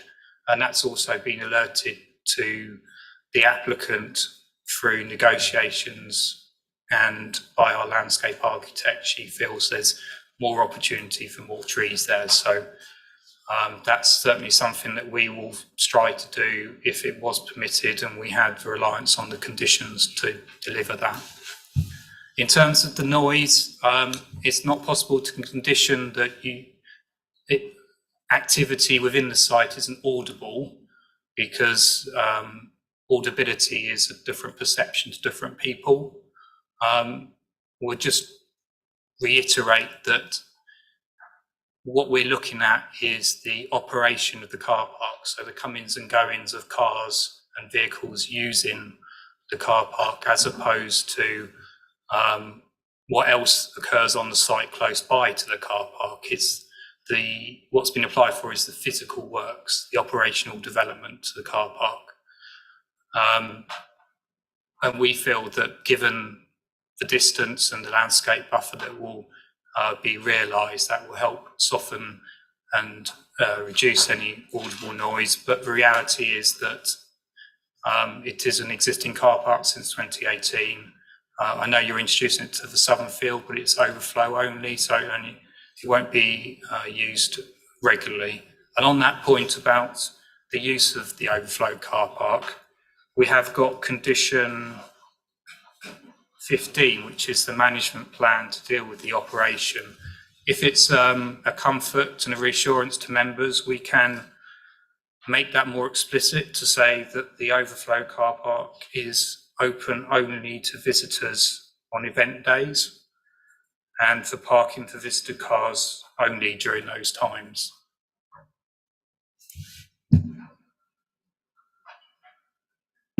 Thank you, Matt. Okay, so we have Councillor Livingston, please, as the ward member. Right, good evening, councillors, chairman, members of the public and planning officers. First of all, I'd like to thank the planning officer, Matthew, for actually an excellent piece of work and the time he spent explaining all the issues to myself. But let's be clear, this planning application has been put forward to correct the unauthorised multiple works that have been carried out without any respect to the environment and to their neighbours. This organisation has previously also flouted planning permission in another area in my ward, Mannings Heath Golf Club, where they put in a roadway without permission in the area. Sorry, Councillor Livingston, please stay on mission. Sorry? Please stay on mission on this application, please. This has a relation to it. It's about trust. Will they do as we ask? So, from my point of view, and the residents of my ward, we have very limited trust in the organisation to carry out the works. So it comes down to, we either as a committee refuse the application, which will mean that the original approved planning permission in 2018 will have to be enforced, requiring considerable works, no doubt, or we approve this current application with all its conditions, most of which will have to come before the planning committee to be discharged. We need to have the best outcome for our community, including the residents and businesses. We need to see the environment improved, with the buffer barrier to the A281 fully reinstated as soon as possible, and we need to make sure the conditions are adhered to, including the landscape management plan. Now, I will be interested in hearing from my fellow committee members as to their opinion. Thank you. Thank you, Councillor Livingston. Anything to come back on that? No, okay, so it's open now to members, please. Anybody? Councillor Blackburn.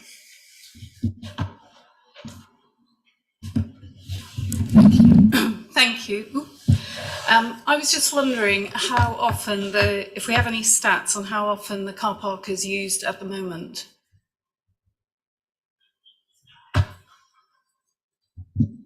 Do you mean the overflow car park? Well, it's going to be an overflow car park, but is it used regularly now, and what does regularly mean?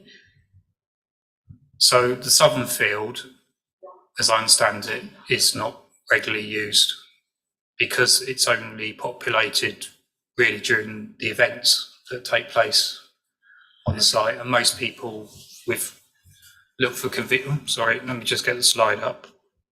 Look for convenience, so they park where my cursor is. The times that I've been in these rows here, nearest to the visitor entrance. There have been some coach parks. The times I've gone, but rarely is there vehicles. The times I've visited within the southern field. Okay, so and if it's only going to be open during event days, do we have an idea of what kind of usage that will mean? What kind of, the number of event days they're likely to be? So they can have up to 28 days under permitted development without an application, but there is also an event schedule submitted within the application and also within the committee report. Just find the page reference.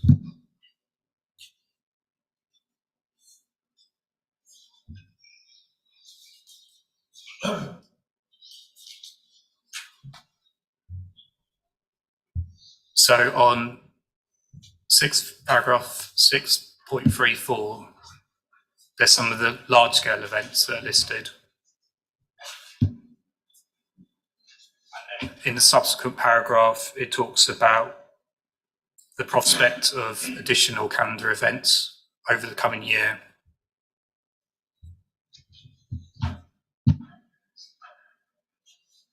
Thank you. Thank you, Councillor Blackburn. Councillor Fletcher. I think the first speaker made a very useful point about the potential risk of the overflow car park being used for events, not just for parking. So I think the idea of ensuring that the conditions are very clear on that would be a good one to follow. Thank you, Councillor Fletcher. Councillor Olsen.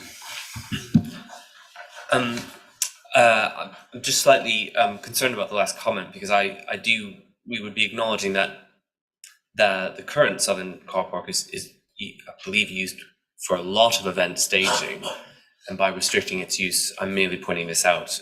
I believe you're rather restricting the current applicant from hosting events of the caliber that has been done in the past. Thank you, Councillor Olsen. Councillor Hogman. Thank you, Chairman. This particular site, there's not that many Grade 1 listed gardens in the UK.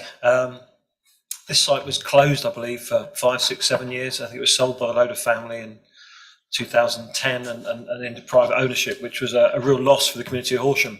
I believe it's over 200 acres. To keep a site of that size must cost an absolute small fortune.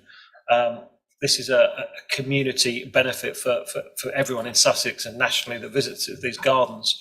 And I'm sitting here with a commercial head on thinking, my God, if I owned that site, how could I make it pay? How could I keep those gardens in upkeep in the condition that they are? So we have to consider a planning application because ultimately that's what's sitting in front of us. But I agree with Councillor Olsen's point, to tie someone's hands with a commercial viability. I think the council actually put in a sealed bid for this site when it did come up for sale. We didn't actually think anyone would buy it because it is such a noose to keep the gardens in the kind of upkeep that they are. Councillor Kitchen and I have much of the AONB in our ward in Colgate. I'm very respectful of the area of outstanding natural beauty, the listed buildings and these Grade 1 natural gardens. And I think the officers have done a great job in the landscape buffers and sympathetically making the best of this in two worlds. But we do have to be supportive to the applicant in making sure this site has some commercial viability. So based on the evidence in front of me, I'll be supporting the application. Thank you. Thank you, Councillor Hogman. Councillor Kitchen.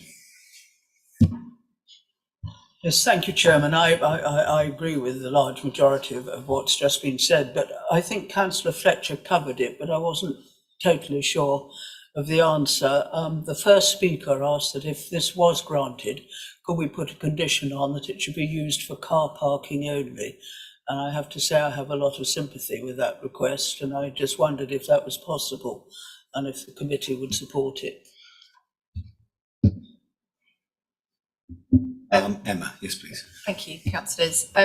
It is possible to amend condition 15, which relates to the overflow car park, to advise that it shall only be used for parking. I think that is a consideration open to members, and obviously there's an argument for and an argument against, which you've heard. I think you just have to be mindful, obviously the wider site can continue to be used for events for 28 days unpermitted development. But it is possible to restrict this particular area if members considered that was necessary to make the development acceptable. So I think you just have to bear in mind, is it only acceptable if you add a condition on saying it should only be used for parking or not? And that should be what you consider in terms of whether you add that or not. Thank you.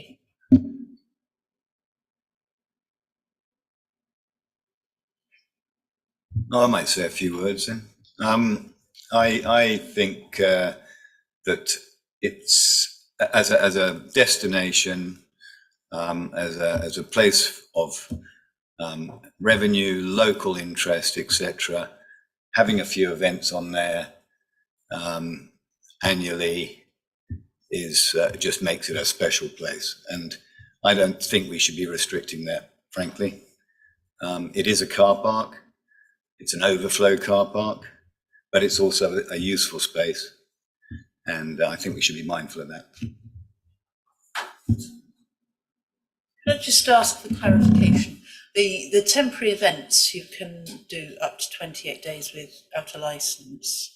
So if we put a condition to say no events, that would mean no events at all, or would it mean no events beyond 28 days? And if they wanted to do further events in 28 days, it would be subject to applying for a licence?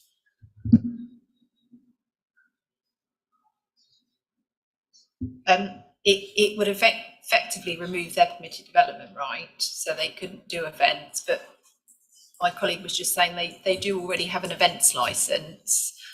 We don't have the details before us because ultimately that's managed by environmental health, but we just have to bear in mind that events, whilst you can carry out 28 days without planning permission, they are managed under different legislation, and environmental health colleagues would grant event licenses for whatever events are necessary. So we just also need to be mindful of adding requirements via planning, which may be covered by other legislation in any event. Thank you.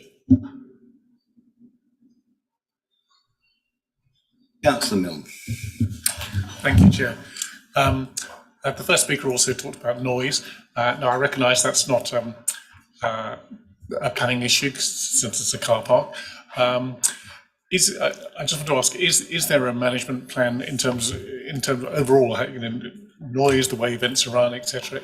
Does that exist in another form? And I recognise it's not part of our work tonight, but does it exist, and could we perhaps look at it in another forum, which could also cover how many events are permitted, etc., etc.? So noise is a material consideration in this. What we're saying is, because it's only the car park in of itself, that doesn't generate noise which is not within tolerance.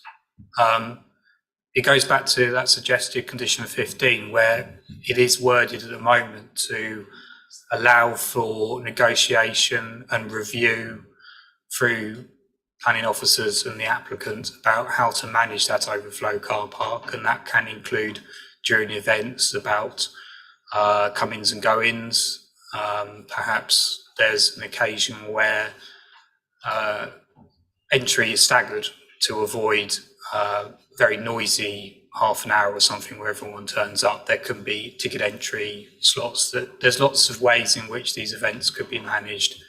I think what we need to be careful is not to overstep and run into the premises license and the controls that are set through that and duplicate it through the planning, because that's not what planning is here to do, to duplicate controls which are successfully enforceable through review of the premises license. And I think on statutory nuisance, the mediation, the most appropriate route is through environmental health. And I would advocate, if there is neighbours who are experiencing problems, that they contact environmental health, because the environmental health officer has said he has received no complaints recently about events taking place. So I would say that 15 is a good balance as drafted, where we've got control about how to deal with the worst for cases outside of, but not micromanage the events, because that's through the premises license. Thank you. So, yes, please, Councillor. Thank you, Chair. I find it a bit strange that we're going down a completely separate conversation around events and licensing when we're actually meant to be approving a car park. And I think you just answered my question, actually, that if events happen in that car park, they're governed by other legislation, rules and regs and different departments that can obviously ask for future events maybe to be conducted better. So I just would rather go back to the original and talk about the car park rather than segue into other areas. Yeah, I agree. And just on a couple of things. I mean, it's on the side of the 281. The residents are closer to the road than they are to the car park. So that's something to bear in mind. And also, the key thing here really is to get the landscaping right. If the landscaping's right, then ideally we get the events bit right, and we get the screening right, and we get the noise mitigation right. So this is part of the application, is the landscaping. Let's get the landscaping right. Councillor Buffy. Thank you, Chair. I just want to ask what I hope is an uncharacteristically daft question. Before I do that, I find it slightly strange that the council on the one hand is being attacked for putting in too much car parking, and then on the same hand being asked to make sure that the only thing it's used for is car parking.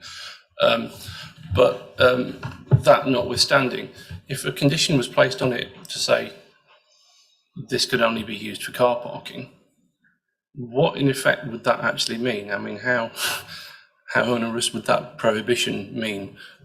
What would be prevented from being used for if it was phrased that way, and what would it not prevent happening there? Well, essentially it means it could be used for no other purpose. So essentially at all other times, it's just, vacant.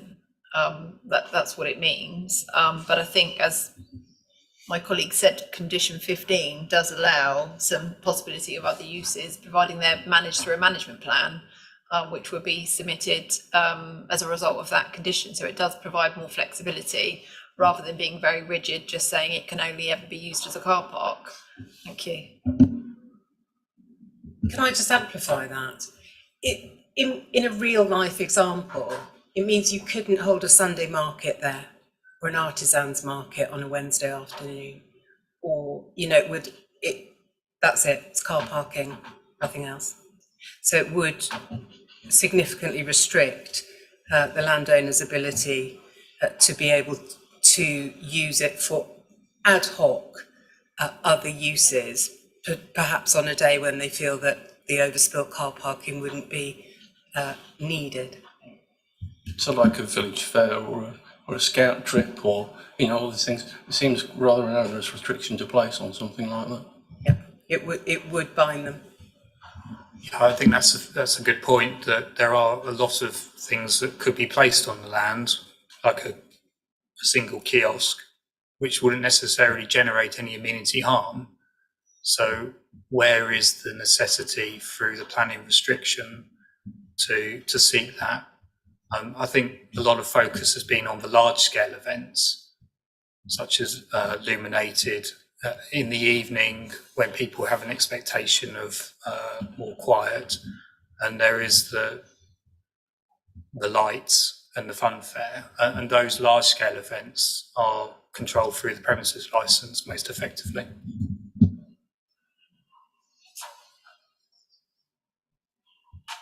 Councillor Fletcher. So if we leave it with condition 15 as already written, there could potentially be some form of use of the car park as often as the owner desired or was able to secure to happen. So could we just clarify why we are potentially happy to have events on an unlimited number of days, or some use of it on an unlimited number of days, but we are only happy for it to be used for car parking when strictly necessary for overflow? So why we want it for only overflow is because of the heritage setting, the parkland, and the idea that we find opportunity to reconcile parking demand on the site and provide it whilst trying to retain as much of the fieldscape as possible. So the heritage consultants had an issue with cars being able to, and other vehicles being able to park on it on a more regular occurrence, and also the physical treatment of the land. But by restricting it to overflow only, what you're doing is you're making the occurrence of cars being parked on the field much less regular, and therefore for most occasions, apart from when necessary in large scale events, the land will be vacant of parked vehicles, and once the seeding takes effect, visually it will in effect be a reinstated field, which is sort of positive contribution to the heritage setting. So that's why we're making that distinction of striving for overflow parking being appropriate, not regular car park. Thank you, Matt. I think unless anybody wants to introduce anything new, and obviously being the ward member, Councillor Livingston, I'll happily give you a little more time. Thank you. It's the question to the planning officer. The condition for condition 15 for the management plan, as I understand it, that management plan has got to come back to us for the condition to be agreed, and the management plan has to be approved by us. Is that correct? So at the moment, to be approved by officers in negotiation with the applicant, you can ask for it to be consulted as a local ward member within that. Yeah, I'd like that to be put in, if that's possible, yeah. Okay, I'd like to sum up a bit. Now, let's go back to the beginning. The car park was installed prior to this planning permission. They've installed, they previously had a planning application rejected for it. Now, what they've done, they've harm to the environment. Let's not deny it. They put a car park on open parkland. When you go there, there are trees lying on the ground. I don't know why those trees are there. They may have been diseased, but they look quite healthy from my point of view. This is an area of outstanding natural beauty. They've gone in and done what they wanted to do. Reading the report, there has been harm to habitats for a number of species as well. But then we've got to weigh all this up against the public benefit. Now, Matthew here said it's moderate, okay? And I previously had written down less than substantial. Now, I'm still wrestling with this in my mind, my own conscience, whether we should go ahead with this or not. On the basis that I will be consulted for the management plan and the landscape management plan when they come in for the conditions, I'm prepared on that basis, if that's agreeable, to propose acceptance.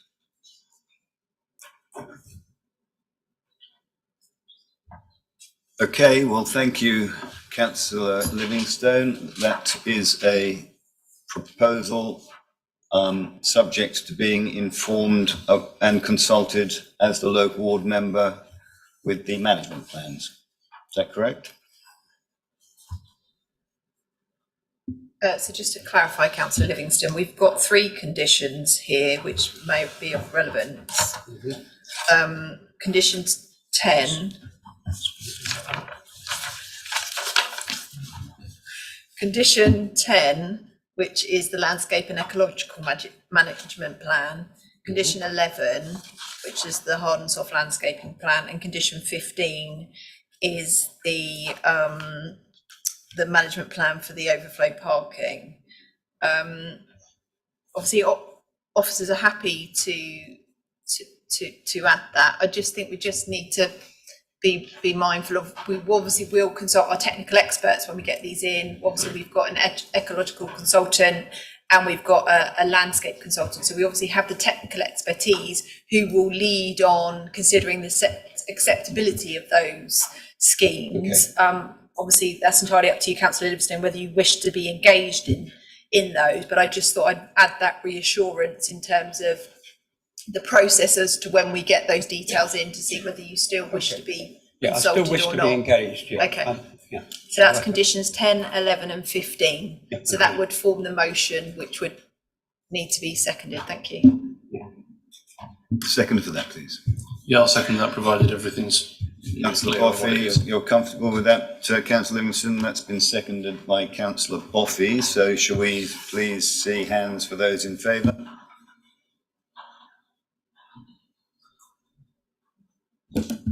That's unanimous. Thank you very much. That completes item, I'm lost. Yeah. Item 7. On to item 8. Thank you very much. Yes, if you're, please feel free to leave. Thank you, Councillor Olsen.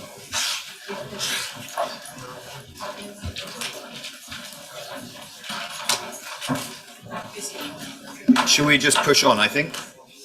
Happy to push on? Everybody, nobody needs a comfort break or anything? Cool. Righty-ho. On we go. Where's my... Yeah, you know I can stall, don't you worry.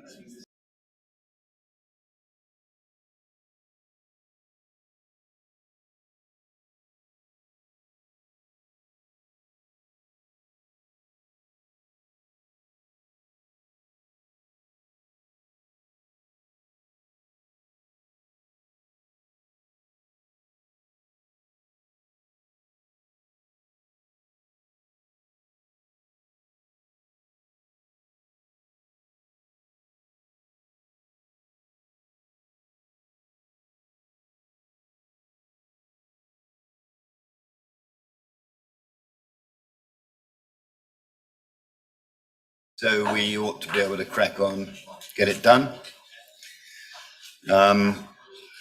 Item 8 is DC 230085, local ward members, Councillor Kitchen and Hogben. Over to the officers. Thank you, Chair. Good evening, members. Yes, as explained, this is an application at Coombs Farm, Windland Road in Faygate. This is an application for a single dwelling in replacement of an existing agricultural building. So quickly, just to set the context, this slide shows the location of the site in the strategic context. So we are towards the top of the district, with Coombs Farm being located here to the north of Faygate and the A264 broadly between Horsham and Crawley. In a closer context, the image on the left-hand side shows the defined extent of the application site, which includes the single building subject to replacement together with its access leading onto Wimbledon Road. On the right is an aerial image showing the condition of Coombs Farm and the wider context. It is an active agricultural yard with some larger commercial agricultural buildings of contemporary design at the perimeter, with some smaller agricultural buildings of more traditional design and construction located in the immediate vicinity of the site. This slide shows the condition of the existing building. It's a moderately proportioned agricultural building of early to mid 20th century construction. It's of relatively unremarkable design. It features a dual pitched roof, which if you see the images on screen now, you can see its existing condition. So it's largely of a breeze block construction with a metal corrugated roof and a shallow dual pitched roof as shown on the image at the bottom. To the right sits an older agricultural building of more traditional design and construction, so of a slightly increased height and featuring a more traditionally pitched roof slope. Of relevance to the current proposal, I should say, is what has been granted permission previously. An application was made under Class Q of the permitted development regime to convert the existing agricultural building to form a 3-bed dwelling, with consent granted pursuant to DC 210712 as detailed on screen here back in 2021. The current proposal would, in the alternative, demolish the existing building and provide a replacement dwelling in the alternative to the previously consented scheme. The proposal, however, would retain a large number of similarities with the previous proposal. It's provided in the same position within the context of the site and wider farmyard, and it would occupy exactly the same footprint as the previously approved scheme. Slight variances between the two projects are, as can be seen on the right-hand side, a slight increase in ridge height, which is a measurement of 1.1 meters by my calculation, the introduction of one fewer bedroom, the introduction of additional windows, solar panels, and roof lights. Yeah, in the whole, it is considered that the previously permitted scheme provides a realistic fallback position, which just justifies a departure from the development plan in respect of the provision of development or provision of a dwelling in the countryside, with the proposed dwelling being acceptable in the context of its agricultural surroundings and wider countryside context. Furthermore, it is considered that relative to the previous approval for conversion, the proposal would bestow material benefits in terms of thermal efficiency, in terms of sustainability, above and beyond which can realistically be achieved through a conversion. The proposal, therefore, is recommended for approval. Thank you. Thank you. I think I'm right in saying that the reason this is in front of us is because it's a Q-class permitted development. And as a consequence, water neutrality was not required at that time, is that correct? So I think just to add some context to this, the reason the matter is before committee is this constitutes a departure from the provisions of the development plan. We have provisions within the HTPF which would ordinarily operate to restrict the introduction of dwellings in the countryside. Those are fundamentally our spatial policies and our countryside protection policies. The reason this item is before committee at present is because there is a fallback position where there is already an extant scheme, so a scheme which already benefits from consent, which justifies that departure and can be implemented. In terms of water neutrality, the significance in this instance is that the previously consented scheme started before the position statement was received. So therefore it can rely against that position to, in effect, not need to demonstrate water neutrality in a specific instance. Thank you, I hope that's clear. Would either of the local councillors like to speak, and which first, if you would? Well, I'll go first as I'm sitting here. Councillor Kitchen. Very simple. I totally support the application. I think it'll be a big improvement. Thank you, Councillor Kitchen. Councillor Hogben, do you want to? Thank you, Chairman. There's no statutory consultees of any objection. The Parish Council haven't objected. It's a nicer looking building. It's got more windows, more light. I mean, it costs an absolute fortune to comply with building code in terms of the insulation required to convert an outbuilding. Sometimes we've seen this before, that people ask to convert outbuildings and then 6 months later you get a planning application when they realise how expensive it is to convert an existing building. So I agree this would probably normally be turned down. It's a building in the countryside and it would understandably normally be objected, but based on that one thing that's on the screen, the fallback position is they already have planning permission for an existing dwelling. So it's kind of like with regret, I'll support it, but that's based on the prior fallback position and no statutory objection. So I'll be supporting the application. Thank you. Thank you very much, Councillor Hogben. Anybody want to make any comment on this? Councillor Milne. Thank you, Chair. Yeah, this is an example of how permitted development rights can be abused to get a development in the countryside you wouldn't get otherwise. And we've had it before, so they apply for something, get permission, then come back later to knock it all down. But the rules are the rules, and there's got no sufficient grounds to vote against it, so I will support it. Thank you, Councillor Milne. Any other hands? Okay, well, thank you. We'll go to the vote then, please. As the recommendation states, all those in favour, please. And that is unanimous. Thank you. Thank you very much. Right. Item 9. DC 230304 in the ward of Den, Councillors Fletcher, Milne and Trott, local members. Officers, please. Thank you, Chair.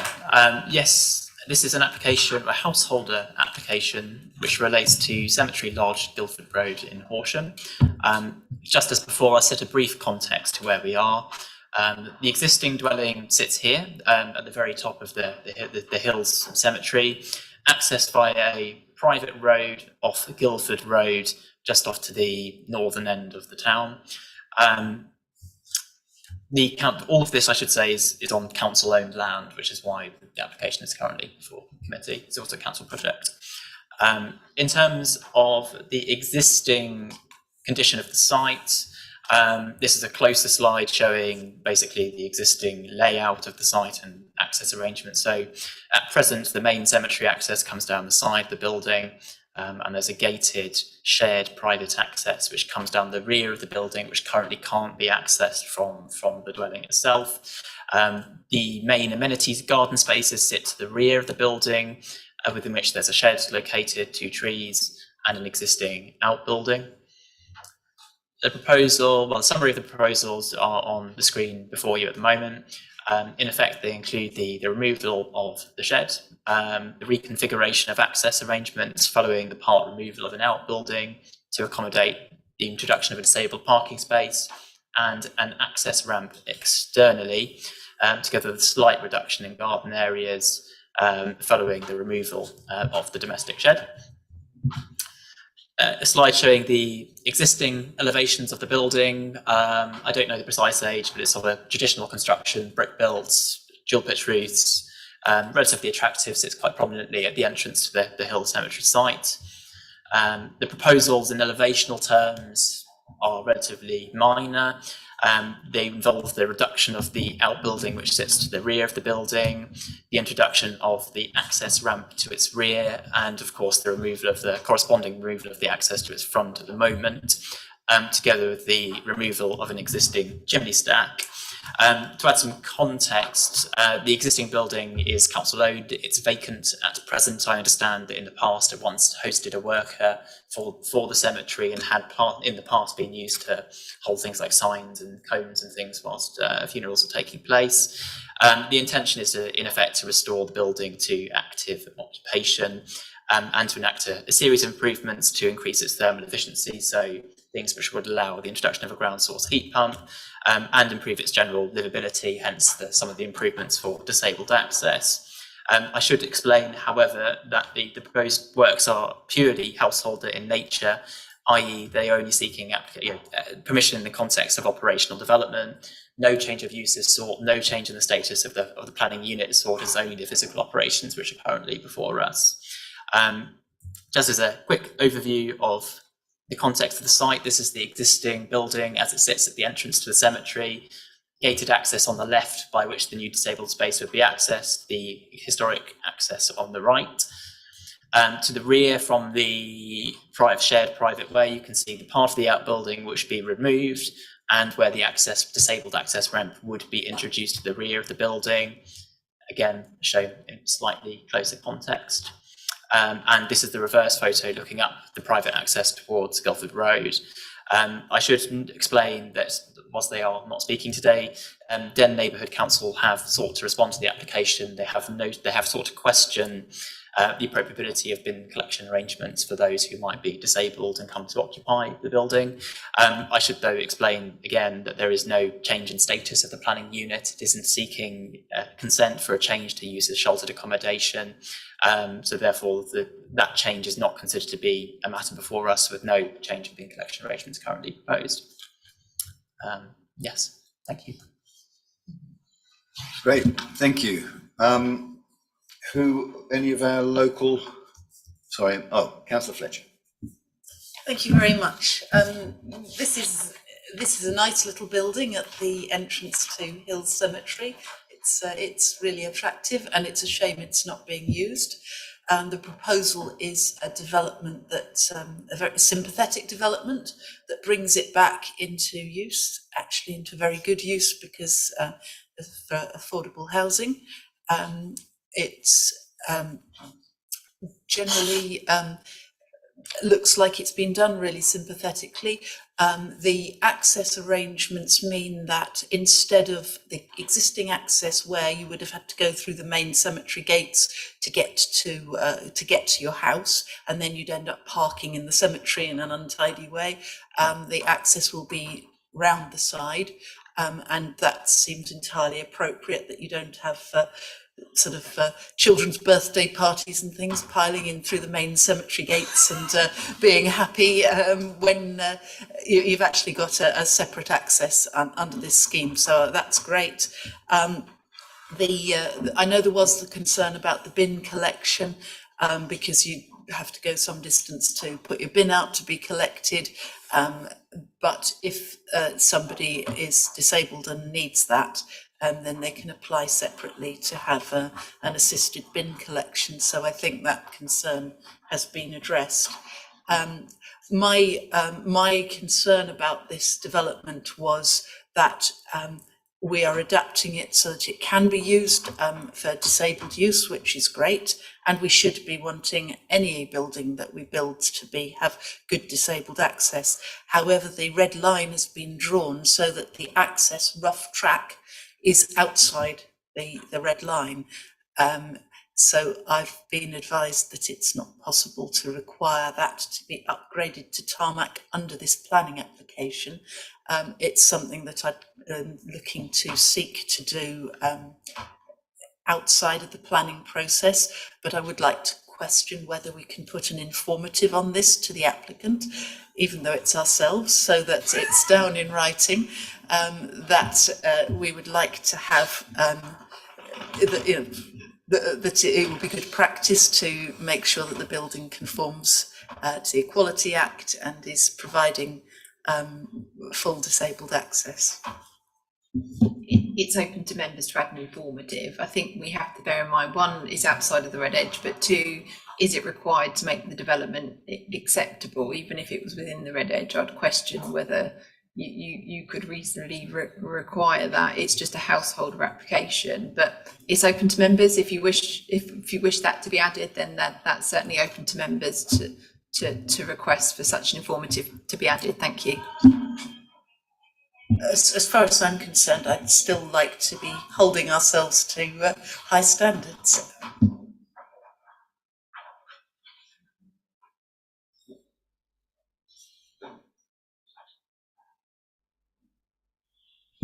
Anybody else? Councillor Milne. Thank you. Well, I think Councillor Fitcher's covered it all really. Yes, I'm also delighted that this building's coming back into use. It is an attractive building.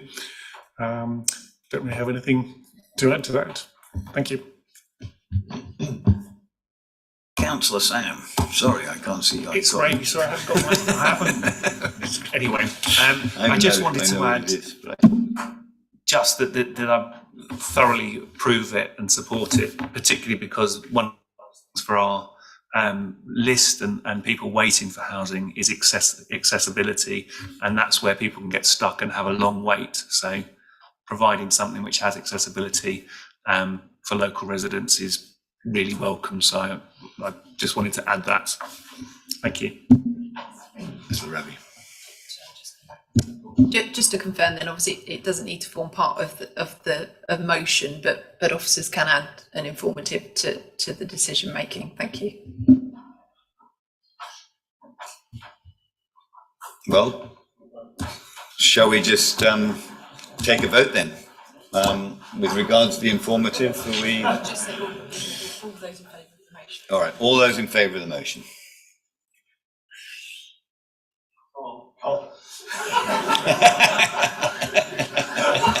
That's unanimous.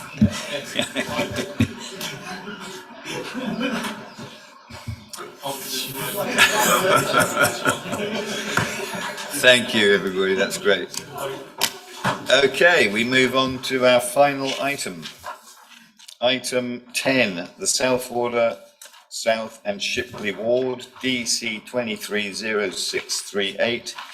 Councillors Blackburn and Jeffrey are the ward councillors, and this is to do with some cameras.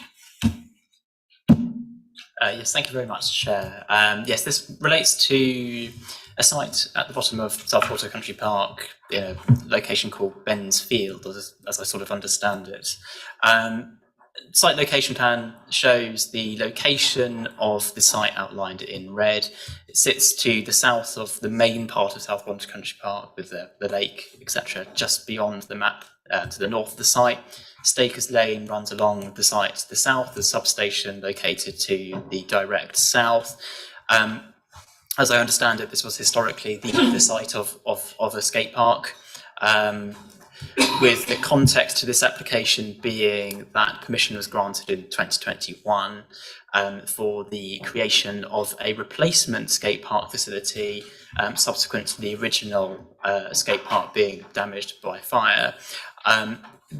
As part of the grant of consent, and I've highlighted it on the slide, is condition 3, which requires that as part of that permitted development, the details are brought before us, which require the approval or the submission and approval of CCTV and external lighting, just in the interests of safety, in effect. So that's the context of why that's before us at present. Again, it's an application on council land, I should say. This slide shows the location of the 2 poles which are proposed to host the CCTV equipment. 2 poles, one at the bottom of the park in the southeast corner and one in the northwest corner. These are fairly typical. They're of a 5-metre galvanised steel type, nothing remarkable about them. The application is mostly retrospective, with the CCTV poles already being in situ. You can see them there on the left-hand side. I would remark here that they do seem quite proportionate to the scale of the skate park, and they also benefit to a relatively good extent to the screening which exists around the site. And 2 final images of poles, just for anyone who would like to see them. In effect, we consider the proposal to serve a health and safety function and a security function as required and recognised by Sussex Police, in conjunction with the original grant of consent back in 2021, with the CCTV equipment being of a type and scale proportionate without detriment to local character or the amenities of nearby residents. It's recommended for approval. Thank you. Thank you. Do our local members want to say anything? Okay, well, I think unless anybody does want to say something, we might just move to. Oh. Are you going early? Okay, so all of those in favour, please. That's unanimous. Thank you very much. Do we have any other business? Yeah, urgent business? Any urgent business that anybody would like to raise? Well, in that case, I reckon job done. Thank you, everybody.